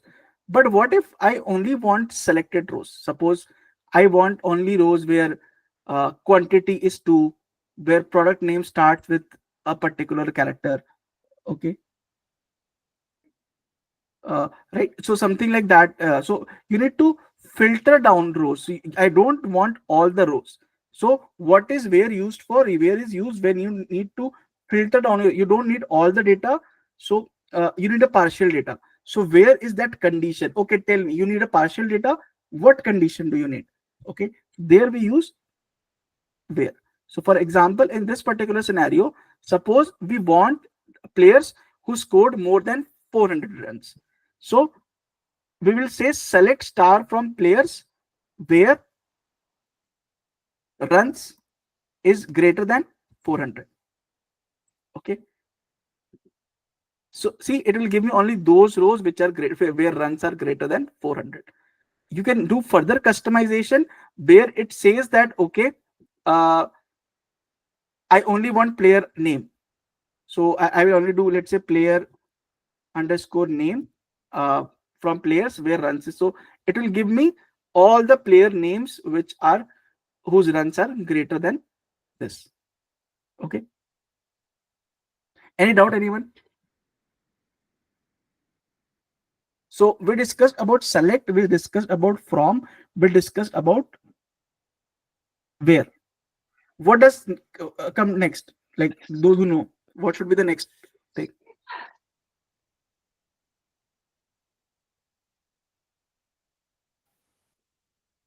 Group by. Yeah. So next will be group by, then there will be having, then there will be limit. Okay. But let's not go towards group by. Okay. For group by, I need to tell you the type of question in SQL, whether it's an aggregation, whether it's a filter only question. But next comes is limit. Okay. So I'm skipping group by and order by right now. Oh yeah, sorry. Let's discuss order by first. Okay. So group by also comes, but I'm skipping that right now. Okay, because for group by you need some summary as well. So those things I will do later. Now, first of all, order by. Now, for example, you need to sort this data. For example, you selected, you want the data, that is fine, but I want that this data should be sorted. Okay, I don't want it like it should be sorted based on I want those orders whose quantities are maximum first. Okay, so what will I do? I'll take this data in general. I'll go to Excel data. I'll do some sorting, and sorting will be based on which column? Quantity. So quantity, and then comes smallest to largest or largest to smallest, right? There are two types of sorting. That do you want in increasing order or you want in decreasing order? I wanted decreasing order, let's say. So this will sort the data in this particular order, correct? So I see I am getting 5. The data remains same. The data is still all those rows, 25 rows that I was having, but the order in which these rows are coming, that has changed, and that order is basically governed by this particular column, which is called quantity, right? Because I am deciding whether I want it in increasing or decreasing order. So how to do this in SQL? So this is something we did in Excel. Now suppose I go to SQL. So what I will do, let's first get the whole table. Select star from players. Okay, now I want to sort the data. I want those players so basically whose runs are maximum, I want them to be at the top, right? So for example, I want to sort the data based on runs. I want that players who have scored higher runs should come on the top. So what will I do? I will do select star from players. Okay, order by. So there we use order by. After order by, you need to mention the variable name. On which variable do you need to sort the data? So there will be runs. Okay, and then remember I was doing smallest to largest and largest to smallest. So smallest to largest is your ascending and largest to smallest is your descending. So I will do DESC. Okay, this means DESC. So now once I run this, you see that the players with higher runs are coming at the top, and that's how data is sorted now. Okay, now tell me this thing. Can I sort through two variables, 2, 3 multiple variables? Yes. Yes. So suppose someone asks me a question that, okay, Sadvik, I want to sort this data such that, first of all, I want the latest season. First of all, okay, latest season. Okay, then I want that it should be sorted on runs. So what will happen in that particular scenario? Let me tell you. For example, in this particular scene. So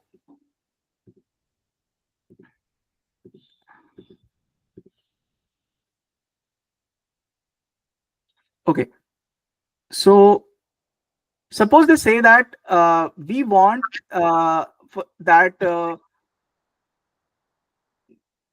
game. Let me. Is there any good category here?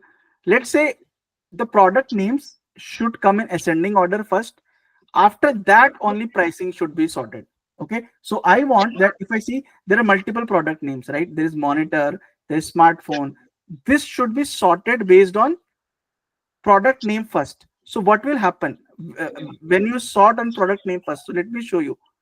Once you sort this on product name first, so let's go to data, sort, sort by product name. Okay, and let's say I want to sort it A to Z. So what has happened? The product name which are coming in earlier in alphabetical order, they are coming first, right? Like see H, then K, then L, then M, S, W. Okay. Now this becomes one category. If you see, this becomes one category of headphones. If I show you, this is the headphones category. This is the keyboard category. This is the keyboard category. Okay. Now within this, is this data sorted? Tell me.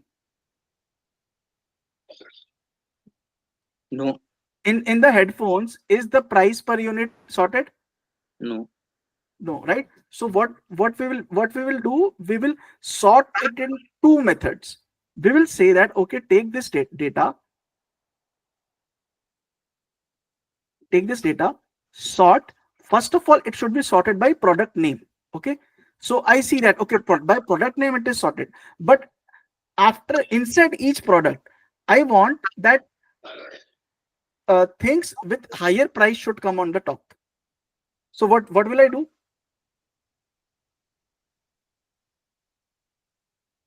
I'll add another variable that, okay, after this I need to sort product by price per unit.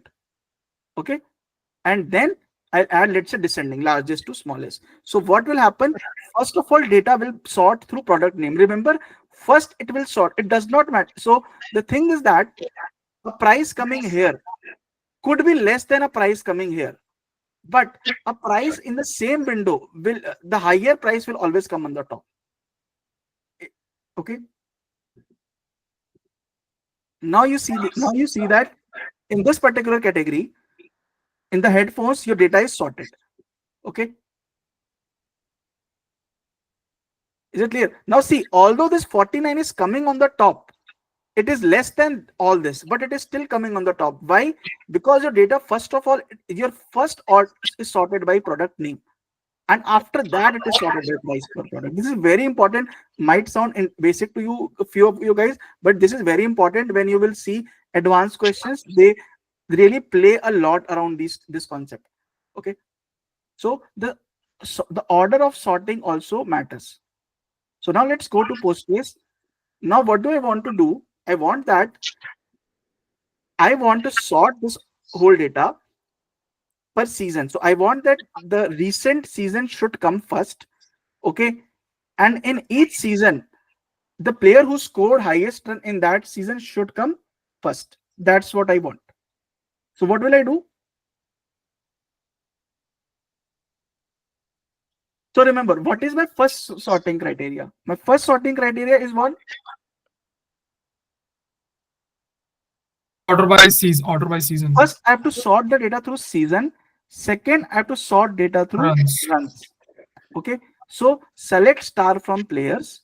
Okay, I'll say, just for your clarity, what I will do, I'll simply say that let's take player name. player underscore name, season, and runs for right now. Okay. So order by, first of all, you need to order it by season, right?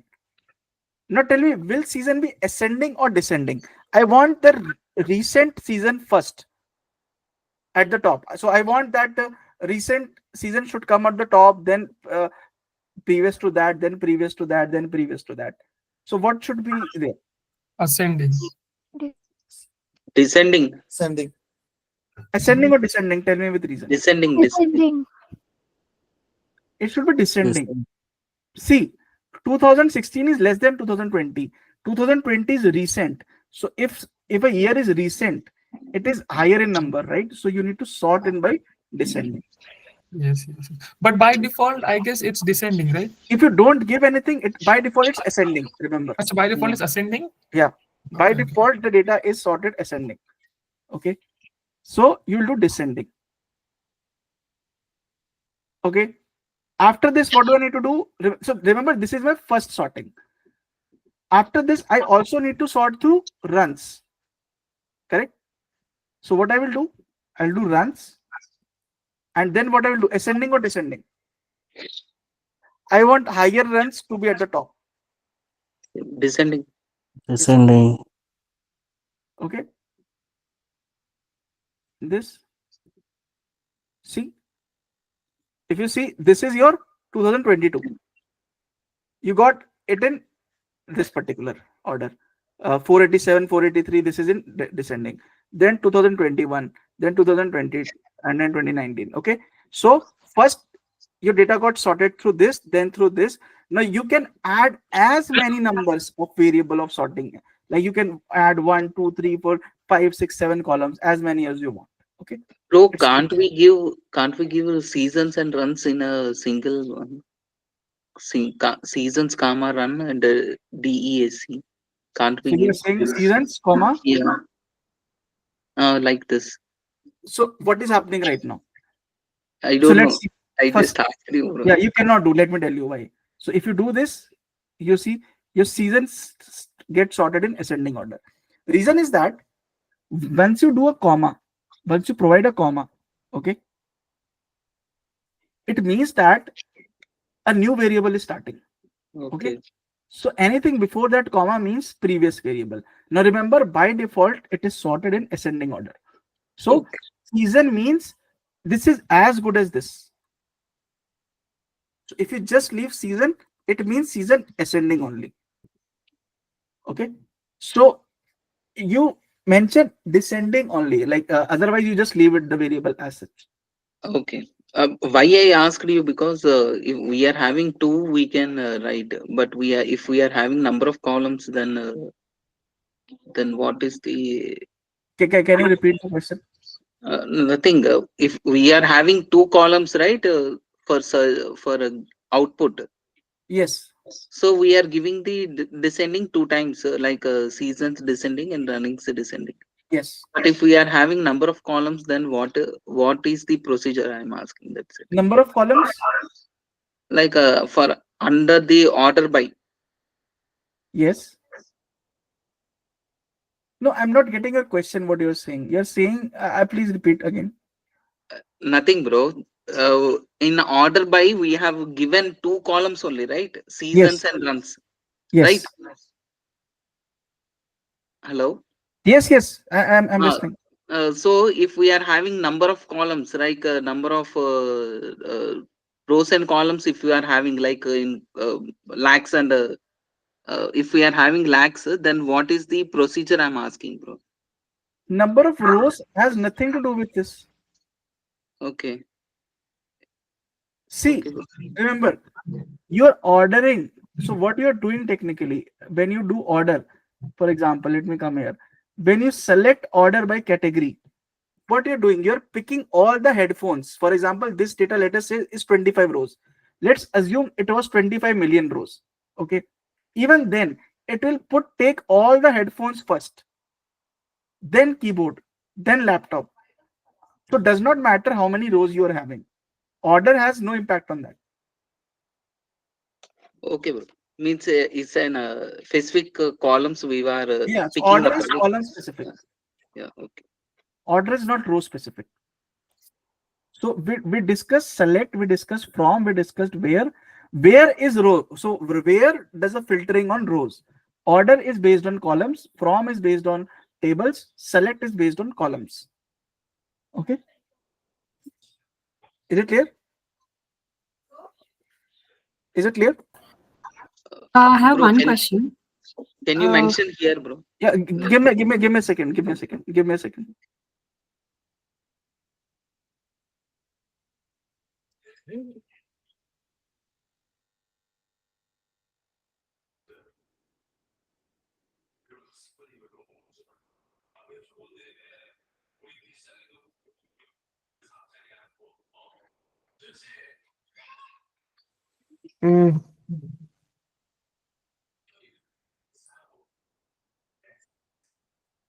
Yeah, okay. Yeah, so what we were discussing that sorry, someone came at my door actually. So this is, yeah, so order by is independent of your rows. Remember, what does order mean? Order means ascending or descending. Okay, how can you say that a row is in ascending or descending? A row cannot be, right? A row has these values. How can you say that this is ascending, that completed comes first and debit card? That does not make sense.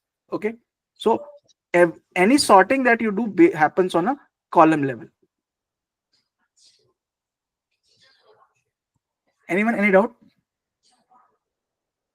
Guys, today we are just discussing these basic syntaxes. We have still not started discussing how to solve problems. Okay, but this is just to make you understand these basic syntaxes. Is it good?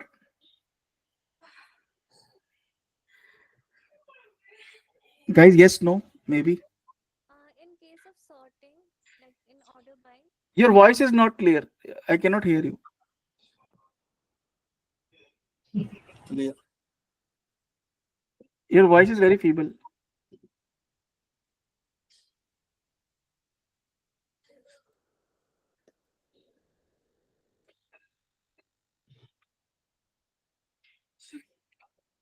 Okay, just type in. I will order by is possible for both. Yes, order by is possible. What we did here we sorted a categorical variable. So how does a categorical variable get sorted? It gets sorted based on dictionary, that A, B, C. So A comes first, yeah, right? Yeah, A to Z. Okay, so H comes earlier than keyboard, so that's why H is coming here. So sorting can happen both on numerical and categorical variables. For numerical, it's the number comparison. For categorical, it's basically which alphabetical order. So whichever is coming alphabetically earlier, that's how your sorting is done. Now let me ask you one thing. So what did we do till now? For each product name, we sorted the price per unit. Now let's say someone ask you a question that I want top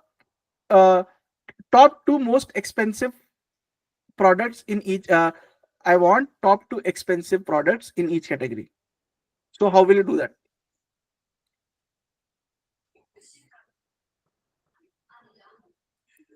Grouping by the category and then limiting it by 2. Okay. Using limit. But will limit do it? Yeah, it will limit the required column rows. If you apply limit, will limit filter only these two, or it will filter based on the top 2 rows of the overall data set? I think Overall data set. Maximum. So let me first of all create categories. Let's say this is my category. This is a very interesting question. I want to know your answers before we start coding. That suppose I want to get top 2 categories. Okay, top 2 products in each category based on their pricing. Can I use limit? Those who know limit tell me. Otherwise, I'm going to tell anyways. Don't worry. Limit. If I say, for example, so those who no limit, I'm asking, let's say I do select this thing only, that product name, price per unit, order by product name, price per unit, limit 2. Will it give me top 2 products in each category? Yes or no? If yes, why? If no, then why? Can you type the question once? So I'm saying that I want, so let me type the question first. Top 2 products, or wait, more, top 2 orders across each product name.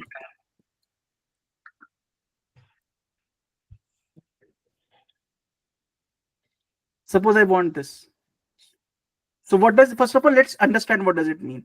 It means that I want top 2 orders across each product name. So this is a product name. I want this too. I want this too. I want this too. I want this too. And I want this too, suppose. Okay. And I think here is as well. I want this too as well. I only want these 2 information. I don't want the remaining. Will limit solve that problem? No, If I need answer with the reason.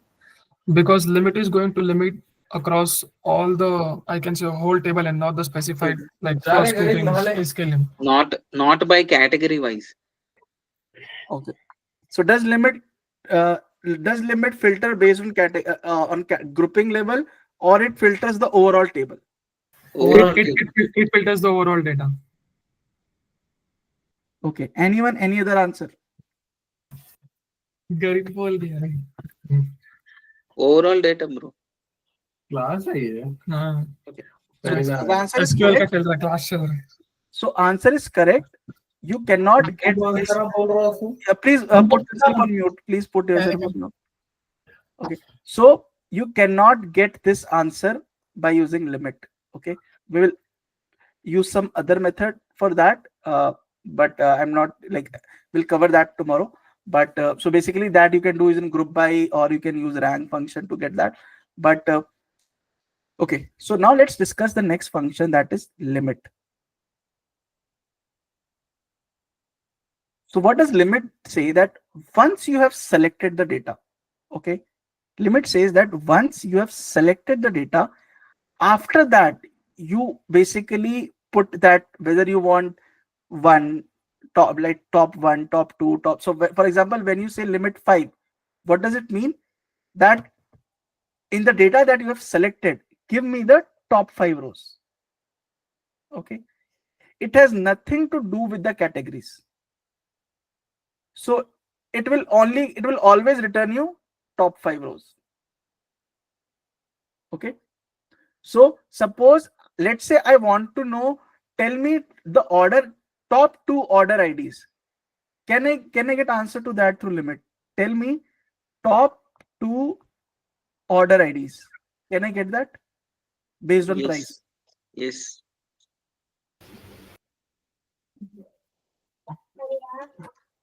Yes or no? Tell me. Yes, bro. Why?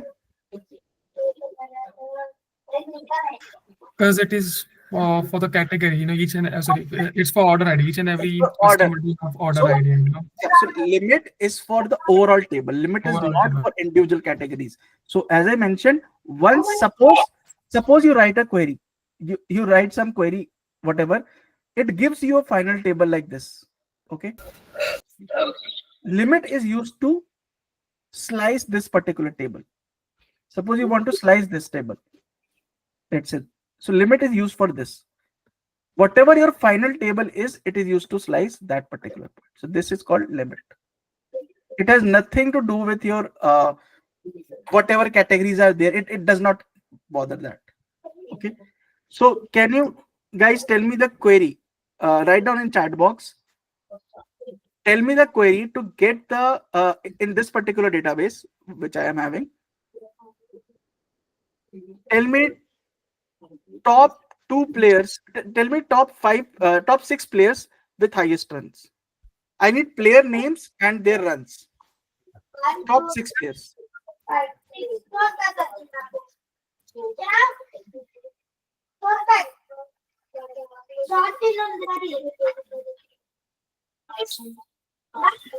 You need player name and runs, right?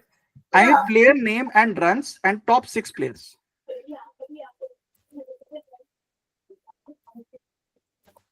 And write down your query in chat box. Guys, please put yourself on mute if you're not speaking. There are others as well, please.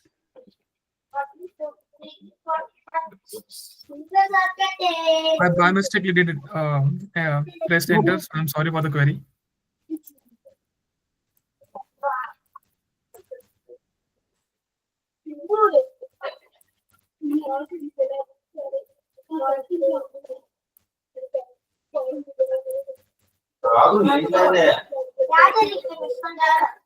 Okay, so guys, please put yourself on mute if you're not speaking. Please, there are others as well. Please.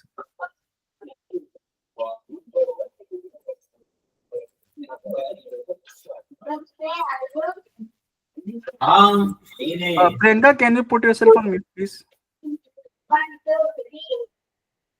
Thank you. Okay. Select player names and limit 6. Limit player name runs. Is order by required or not? I'm already doing limit. I'm getting the top 6 rows. Why is order by required then? You wanted the maximum runs or just, you know, I want the I want top 6 players based on runs. I'm messing around. I'm asking. Tell me. Like, I might be wrong. I'm just asking. Is order by required here or not? Yes, required, bro. Because I asked top 6 players. So limit does not It give will be any. will be calculated need to be first one, right? First or last one must be there, right? Yes. So remember, limit does not do any ranking and all that. So that's what I wanted to tell you through this. Limit just blindly chops off. Okay, okay, you give me the data, I will chop the top 5 values. Okay, so to get the top 5 values, you will need to use something. Just like you used order by here, you will use rank in future, you will use other function in future. Okay. Okay. Now suppose, let's say I ask you next question to this. Give me 3 players. Give me top 3 players by skipping top 2 players. So what do I mean to say that? So what do I mean to say that?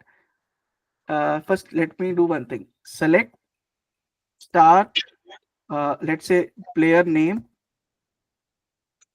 comma, runs from players.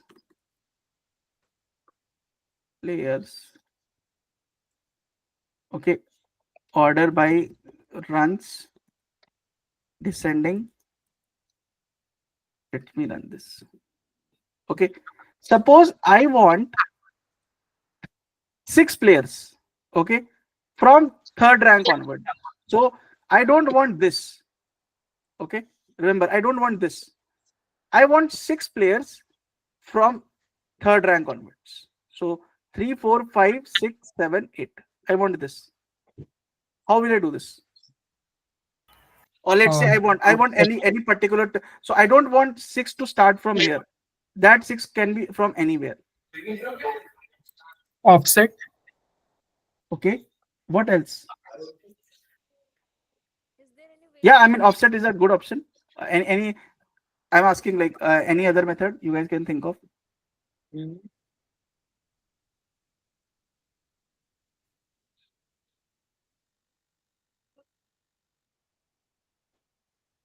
How will you do subtraction?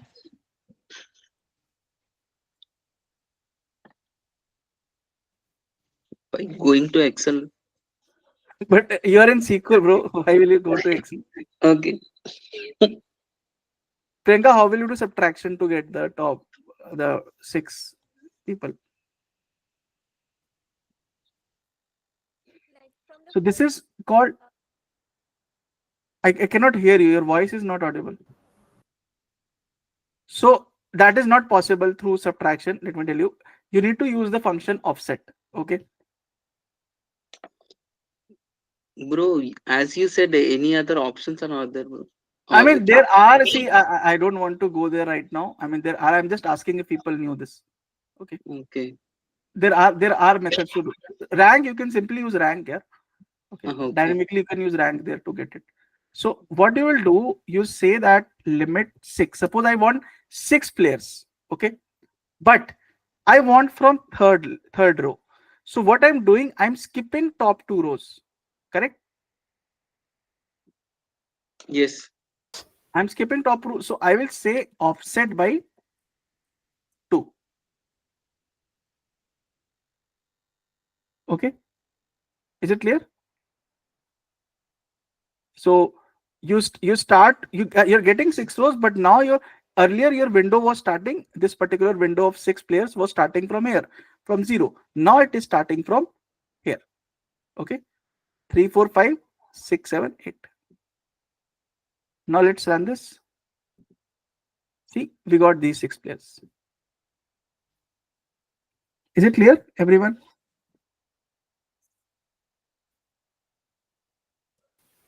It's clear. Yes, bro, clear. It is clear, right? Anyone, any doubt?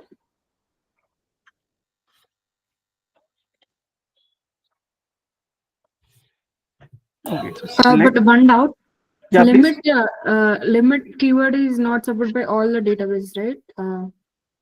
Sorry? The keyword limit. In few we use top something like that. So No, limit can keyword. you repeat the question? The limit keyword, right?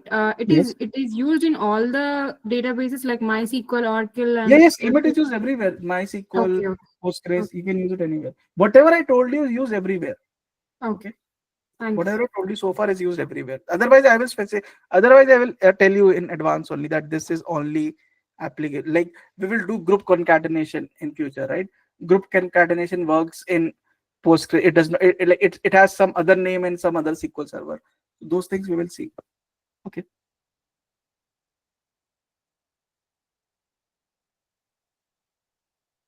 Okay. So we are good with this, right? So we did select. We did. Okay. We're good with the basic queries. We need to cover the group by, but I will do that after telling you a summary. Okay. Because summary is important to know how to summarize the data set. Then only I will cover the group by. So this one is clear. Let me just open it.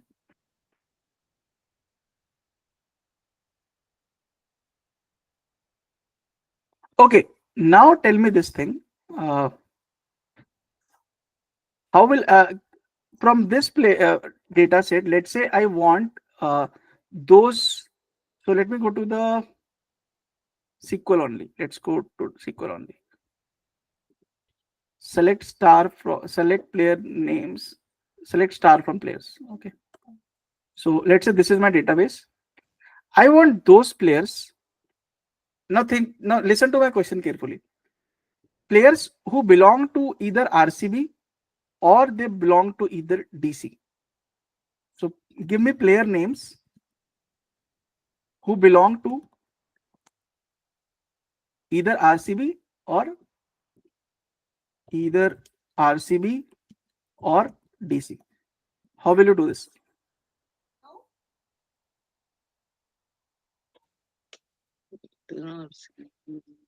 So it means that player can be from I have to filter. So remember, now I'm not picking top 5, bottom 5 or ordering by. I strictly need certain rows only, which belong to RCB or which belong to DC only. How will you use that? Like for example, this is RCB, this is RCB, everywhere is RCB, this is DC, and this is RCB. Let's say I want only these 5 rows. I may have missed something. I'm not sure. Yeah. So let's say I want only these 5 rows, 5 or 6. How can I get that? Where condition? Can we use where clause? Tell me, you guys tell me. Don't ask me. Tell me how will you use it. I will tell you. Can you please repeat the question again? I didn't understand. I want those players who belong to either, remember, either RCB or DC. Where CP? So yeah, by using the or condition, right? As what you have suggested in the question itself. So how will you write on the query? Write on the query in the chat box. Okay, sorry. Okay. Like operator, where, tell me.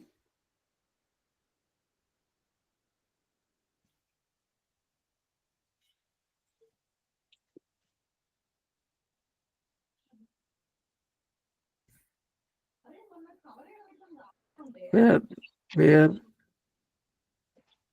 or operator, yes. So basically we'll be using simple, there's an or operator. So we are saying, remember, let's come to this database first, okay? We are saying that, first let me just clear all this.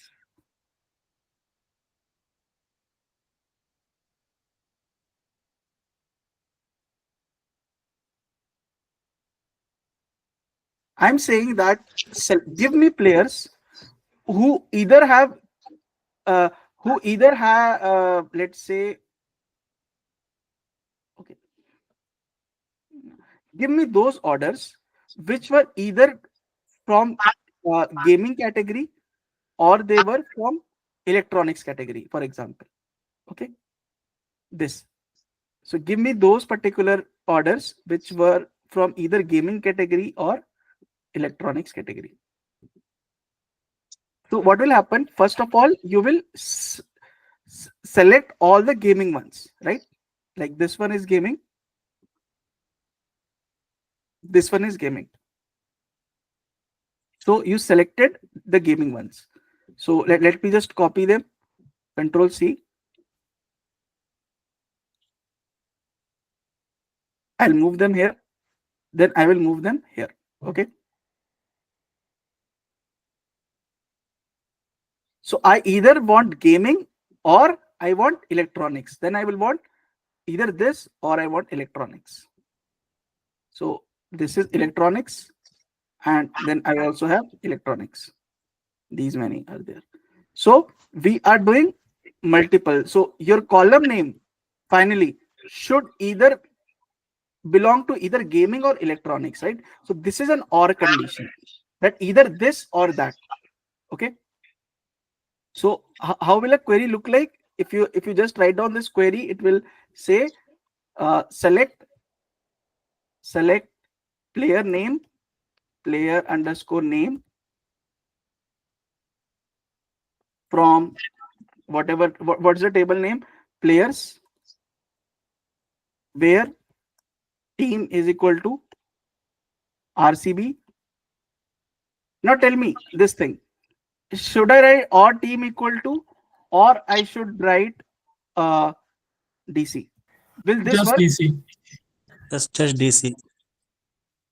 Or Team. should I write We need to write team. Let's try that. First of all, we know that this will work, right? This much we know. This will work. Everyone knows this. Okay. Yes. This has given me. Okay. Now let's try removing team. Let's think. Will it give me answer? This will not give me answer. I'll tell you why. Reason is that before or is a separate condition, after or is a separate condition. Okay. So you are saying that team RCB for sure or DC. What DC? Okay. So after or you need to provide the variable name. If you don't provide that, it will mean it will get confused. So before or it will check a variable, and after or it will also check a variable. So it will throw an error if you write a query like this. Is it clear? Any doubt, anyone?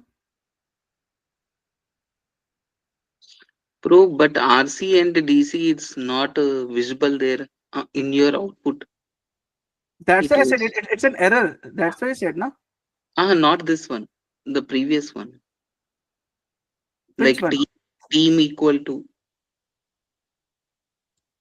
Uh, So here I it's only selected player name. Let me select team. okay. Now I got it. Yeah. Okay. Sorry, bro. Okay. Now, okay. So we know that, okay, we have to write down the variable name. This is very important. Okay. So you need to always mention or means just a separator. So you need to write down the whole condition before or after that. Now there is another way to write down this. We can simply say where team in, and we can provide a list of all the categorical value. For example, RCB, okay, and DC. Okay, so this is also way to filter out the things if you want. Is it clear?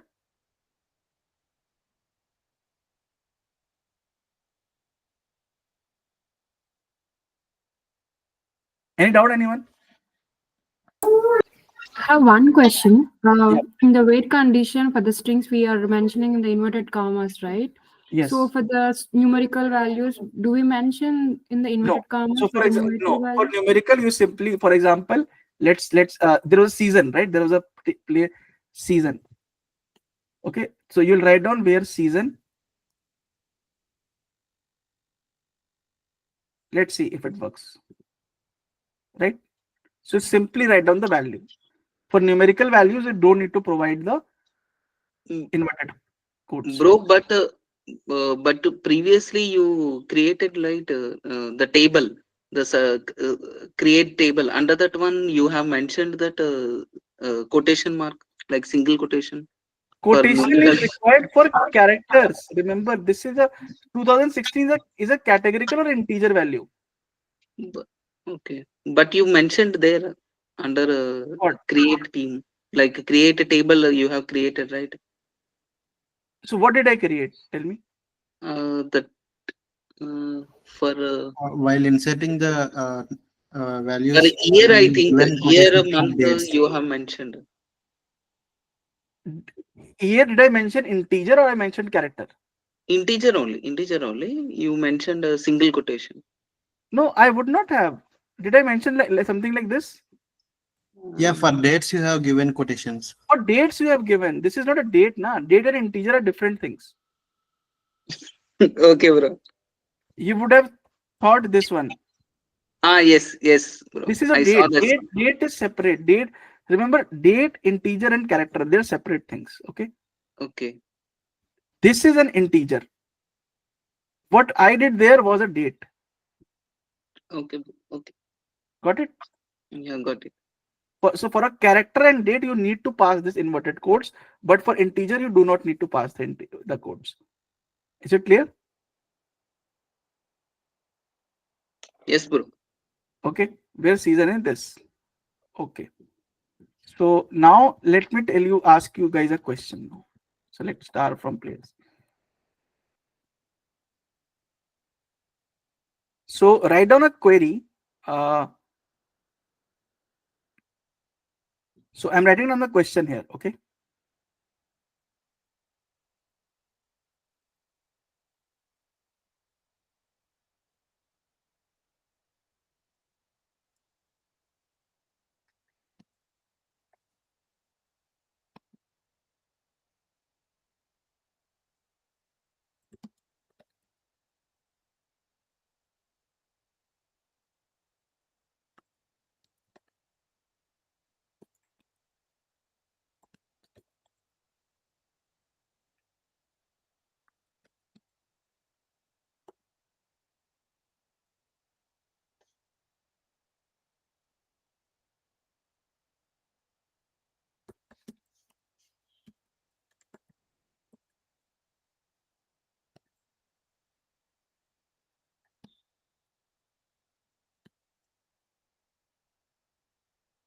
This is the question that you have to write down the code for.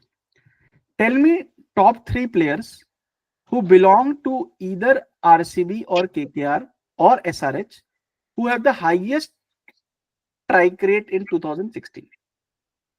Can you guys write a query for this? Bro, give me a few minutes. Take Everyone, please try this. You have the table, you have the question. So, top 3 players who belong to either RCB or KKR or SRH who have the highest strike rate.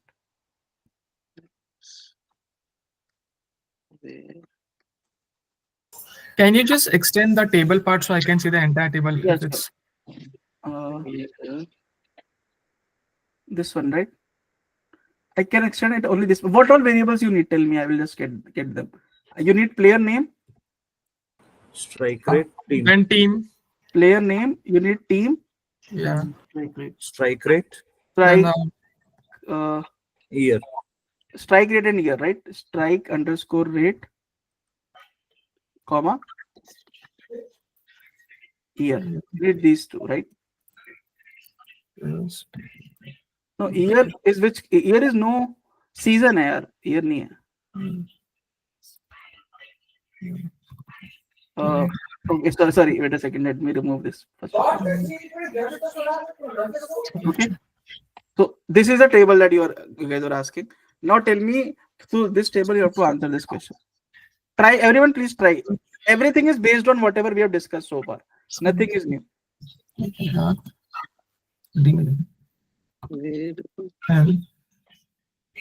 Either belongs either CB or KKR.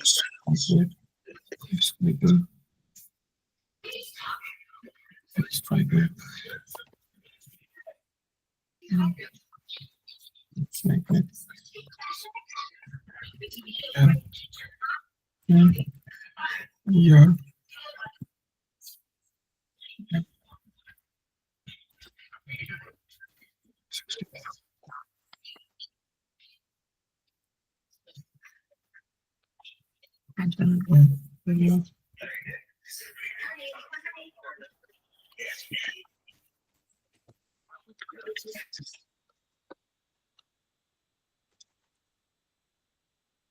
KKR.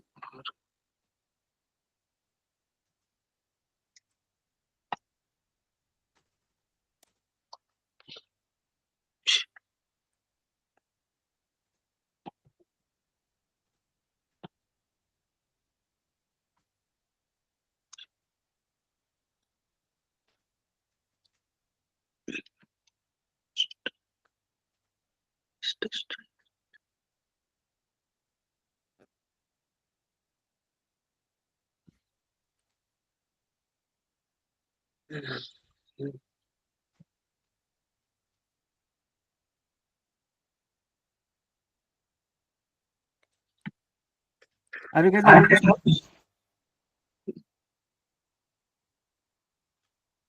Bro, with the R, it's not getting, bro.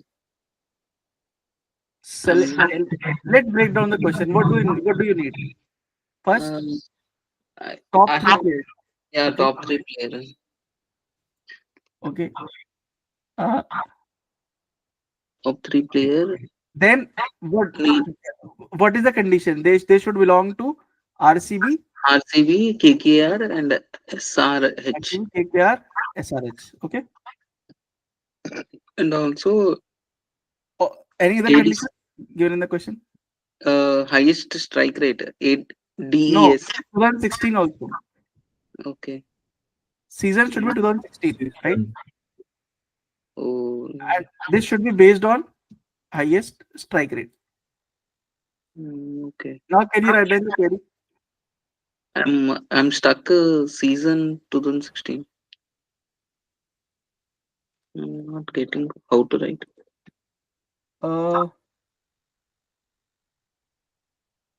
Priya, I didn't tell about max function yet. Why did you use it?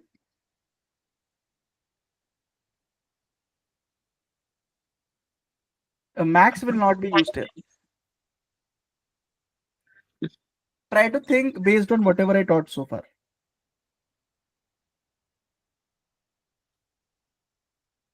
Bro, everyone knows, I think. It's fine, yaar. We all are starting. Don't mind that. Okay.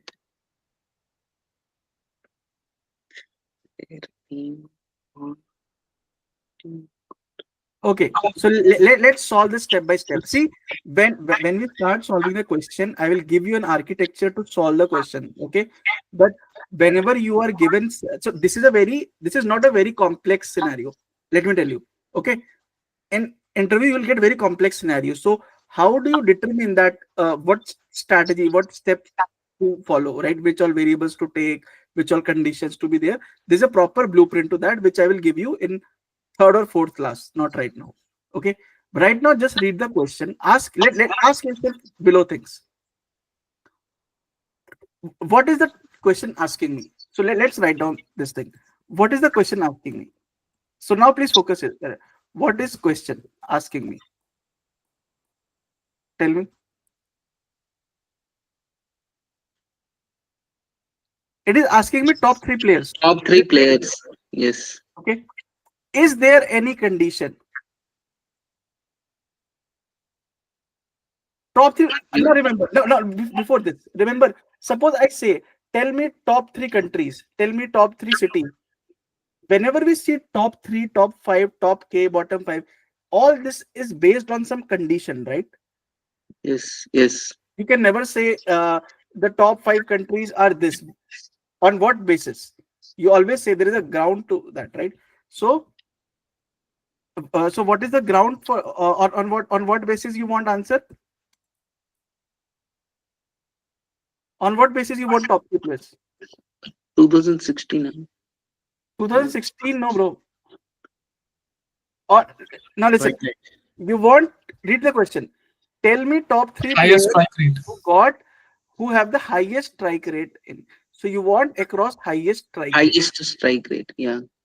Okay. So you want top 3 players based on Highest strike rate. Yes. Is there any condition to this?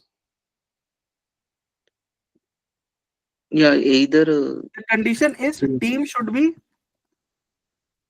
KKR, RCB, or SRH. Yes. Okay. Yes. Either. And season should be. Season should be 2016. 2016. Okay. Now let's do one thing. Let's forget all that is there. Let's write down what all did we learn so far. We learned about select, correct? Yes. What all did we learn? Select from where order by limit. We Yes. learned these 5 things. Yes. Let's try to fill in all these things. Okay. First of all, I want top 3 players. So let's assume we only want player name. So what will I write down in select? Player name, player underscore name. Okay. Select now. What will come in from? Like table name. Table name. So what is my table? Players. Players. Where is the filter which we use? Okay. What filter is given to us? It is team. Yes. Right. Yes. So I'll say where team. How to do this? Team in KKR, RCB, SRH. Is it right? Yes. Any other filter is there? Season 2016. So tell me, will it come in or it will come in and? And why not why and why not or? Or means it will. There is no other option, right? No, why? If I tell you, give me the players who are from RCB or they participated in season 2016. Because as per the question, it's in the year 2016 and from the 3 teams. So you need to include both the conditions. Yes. The question explicitly says that player belong to these teams only. Okay. Who have highest strike rate in 2016. So it has explicitly mentioned that this data should be from 2016 only. Okay. So it will be and condition. Season equal to, I will give you thorough architecture on how to decide or and which order, but right now just understand the way I'm telling. and season, what is season? Equal to 2016, correct? Yes. Order by. Tell me, is there any is there anything in order by? Order by What do we Strike want? rate. Strike rate. Strike rate. strike, highest strike. We want highest strike rate, right? So Yes. how will it happen? I'll put strike rate. Strike rate. Okay. Yeah. Now, if I Strike want rate. highest, so should it be ascending or descending? Descending. Is it fine? Now, Yes. how many do I need? Okay. Oh, three. So let's remove this. Let's remove the limit part right now. Okay.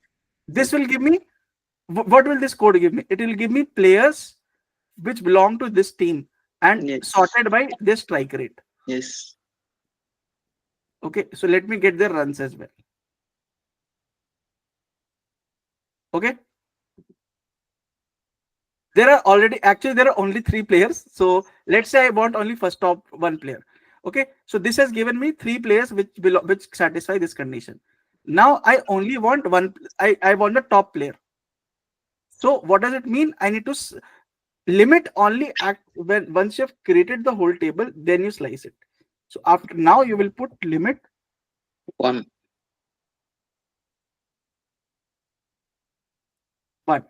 Okay. So it will give me answer. So did you see how we solved the question? First of all, we wrote down whatever we studied. Select, from, where, order by, limit. First write down. I mean, this use only till I tell you the main architecture. First write down everything. Okay. Then think of this as a fill in the blank question. That you have to fill in the blanks. You have to fill. Okay. So based on your understanding, try to fill in. Ask yourself question whether it should be ascending, descending, limit, where, and, or those kind of things you should ask yourself. Okay. We will do a lot of questions. This is just a introduction to SQL. That how to. I remember I'll give you proper architecture to solve questions. But so that's it. Like I think we have covered. Like the 3 hours are over. So this is all from today's class. Tomorrow we will study data modeling in detail about the primary key, secondary key, foreign key. There are a lot of things. One-to-one many relationships. Those kind of things we'll be doing. Because that's important when you need to like understand higher level things. Okay. And then we will start solving problems from next week onwards. Okay. Is it clear? Like tomorrow we will solve problems like because data modeling will be over in 1.5 hours, but we'll cover problems tomorrow. But next week I'll give you a proper architecture. Okay. So I hope when you are saying it's clear, bro. Yeah. So okay. That happens, don't worry. Everyone, I also have gone through this. But so that's all for today. I hope you guys learned something. Yes. For few, the session might be repetitive, but it's fine. We will switch to advanced things. I'll share the recording in the group, don't worry. Okay. So we'll switch to advanced things as well in future. This is just a basic. Don't worry, when I'll come to advanced questions, they'll be very good questions. Don't worry. But right now, how you have done right now, like dividing the question? Can you repeat this same for the future classes also, bro? So far, only remember this. Okay, till I tell you the next thing. Remember, I have taught you 5 things. Okay. Yes. So just write down these 5 things and try to fill in variables. Sure. Okay. From, you don't need to fill. From is just a table name. Okay. As simple as that. You don't need to do that. So eventually you need to fill in select, where, order by. You need to decide for these 4 functions that what do I need to put in. Okay. Sure. Okay. Postgre feature. Okay, yeah. Let me explain you Postgre feature. Any other question, anyone, before I explain Postgre features? So I hope. Can you also share this table? Which one? The create table, that data which you use. Yeah, I'll share in the group. Okay, thanks. Okay. So I'm leaving. Satvik, so I'm guys, leaving. just 1 second. Now you session is over. You can drop the call. Okay. I'm now just taking the doubts. So if someone wants to stay, you can stay. Otherwise, you're free to drop the call. We'll connect tomorrow at 8 p.m. Okay. Bro, I also need this features, bro. Actually, I got stuck. I'll put on a group, bro, so everyone can take it. Don't worry. Okay. So anyone, yeah, those who have any doubt, you can stay. Otherwise, you can skip. You can drop the call. We'll connect tomorrow.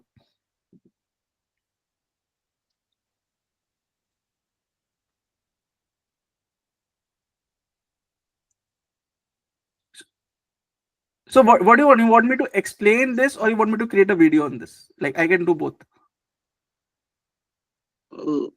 Actually, I got stuck there. The servers No. is there, right? I'm talking about this. Like you want me to create a video on this, or you want me to explain? So let me first explain you. Okay. Anything is. But let me explain you basic. I'll explain create a detailed video on this. Okay, then you can see that. So remember, everything comes down to a server. Okay, so there can be multiple servers. For example, I created a server right now. There will be 2 more servers, 3. You can add as many servers you want. What are servers? Basically, there you can say your system is your one server. For example, you're setting some connection, that is your one server. So inside your server, you can deploy multiple databases. So for example, I have deployed one data set by name of data sense. Inside that, I have put a data sense. Okay, that is my database. And then you have this. These are like these things will be used when we do. I'll say advanced SQL, because we will study about, for example, you write down some trigger events. For example, that when this event happens, let's say whenever user uploads a file, this code should run. Those type of conditions you write down here. Okay. Then whatever code you create, I mean, I'm just thinking, will you guys understand this or not? That's what I'm thinking. Okay. So see, you created a server. Inside server, you have 2 databases. So if you see, I have a data sense and I have a Postgres. I have 2 databases. Okay. So first, I have a server named as data sense. Inside the server, I have multiple databases. One is data sense and one is Postgres. Okay. Inside database, there can be multiple tables. Okay. So once you click on this, you will get a drop down. You'll get casts, catalog, event triggers, extensions. I'll speak about all them. Okay. There are a lot of things. And then here comes the table which are present in that particular database. So like there are cricket players. There are 2 tables right now. There's one more, I think, sales transactions. Yes. Okay. Now, what are the, so you understood this part, right? So you have data, you have server has a database has multiple tables. Okay. Now, what are all these? These are additional. When you remember, SQL is not just writing a code. Okay. When you write, you deploy it in a production. What do I mean a production environment? I mean, in a, for example, let's say an app is running. Let's say there's a website. Let's say Amazon is running. Okay. There are few things which are available live always. Okay. So what you do, you create a code. Suppose you created a code. Now you directly cannot use it. You have to sometime wrap that code inside something. So what do I mean to say? Let me explain you here.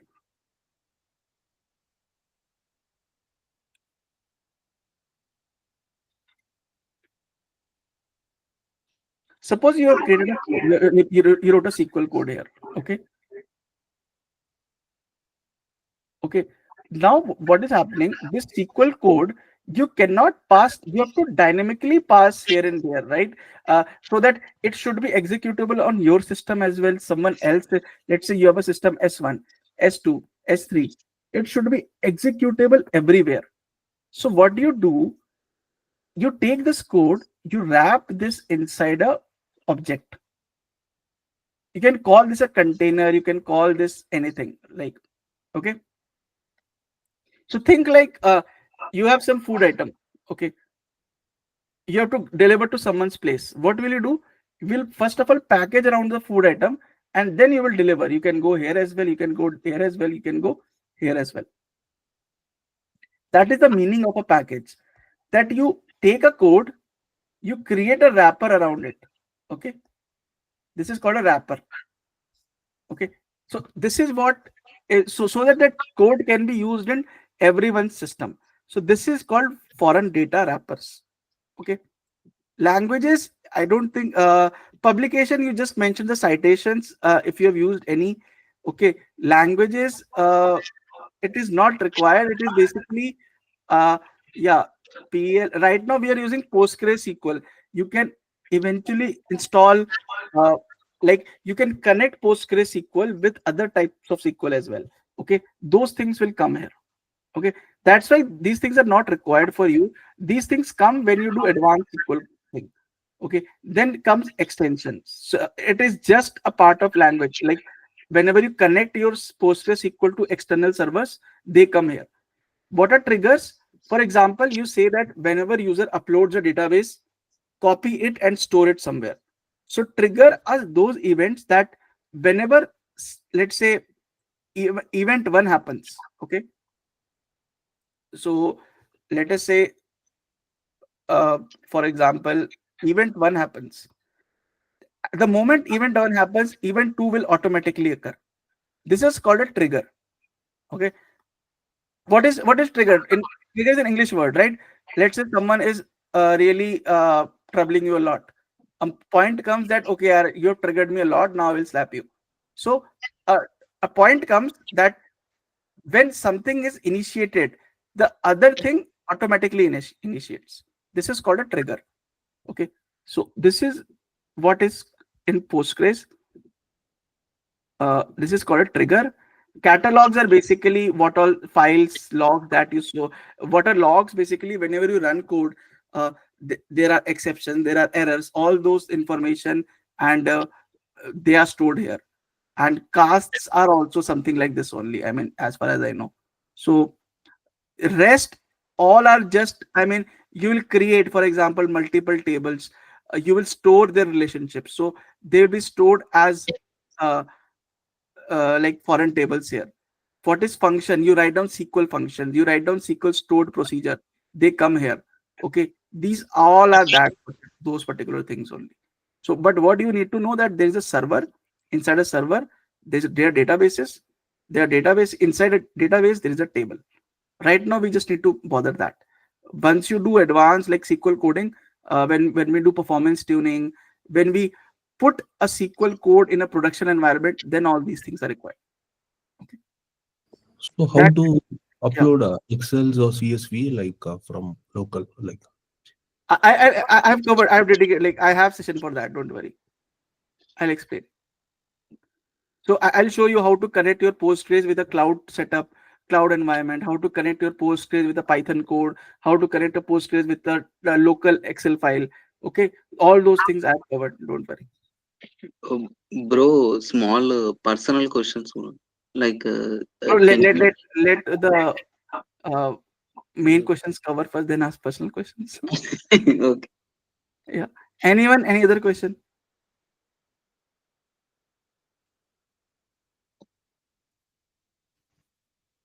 If you don't have, you can drop the call. We'll connect tomorrow. Okay. Thanks a lot for staying in the session. I hope you guys learned something. Let me know if there is any issue with the class. Suppose my teaching speed is going high, low, or something is wrong. Do let me know. Feedback after class only, so that I improve from the next time. Okay. This is very important. Do let me know. I mean, that if you don't understand anything, if I'm doing something wrong, please let me know. Okay. Yeah, please, now you can ask your personal question. Nothing, bro. You have shown like the postgrade, like the screen. Yeah. Under that one, I'm not getting the like database is there, right? Data sense. Yes. Under server, there data sense I am not getting, bro. Data sense is a server. Okay, actually, when we click on the server, they will Server ask shows, the this password. one shows that I have one server in my system. Okay, what is that one server? When I click on this, it means data sense is that one server. Okay, but previously under the video which you have posted, it's showing like under that server. When we click on server, it asks the password, but it's Yeah. not asking the password. So, bro, I've already set up everything. That's why it's not asking. Sorry, bro. Sorry. I've already set up everything. I'm using Postgres for a long. So when you set up Postgres for the first time, then you need to enter the password. Now it Yeah, automatically. but my issue is like it's not asking the password. That's my issue. It will not ask. No, it has already authenticated myself. That's what I'm telling you. And not for you, bro. For me. So it's good. No, it's not asking. What do you want? Okay, bro. Check that. There will be some issue. I mean, otherwise, it asks for a password initially. It asks for a password. Okay. Let me know if it does not sort. Okay. Sure. Okay. Anyone? Any other question?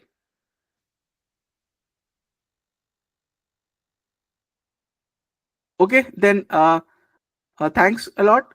So I'll close the call, and I'll share the recording by midnight because it takes a couple of hours to get that. And let me know if there is any feedback, if there was some issue, right? How the class was. Tomorrow we will discuss the data modeling. We have just started the SQL. We are still yet to build the coding architecture. All that we will do next week. But right now we're just getting started with it. Okay. Thanks again, guys. Have a good day. Enjoy. Good night.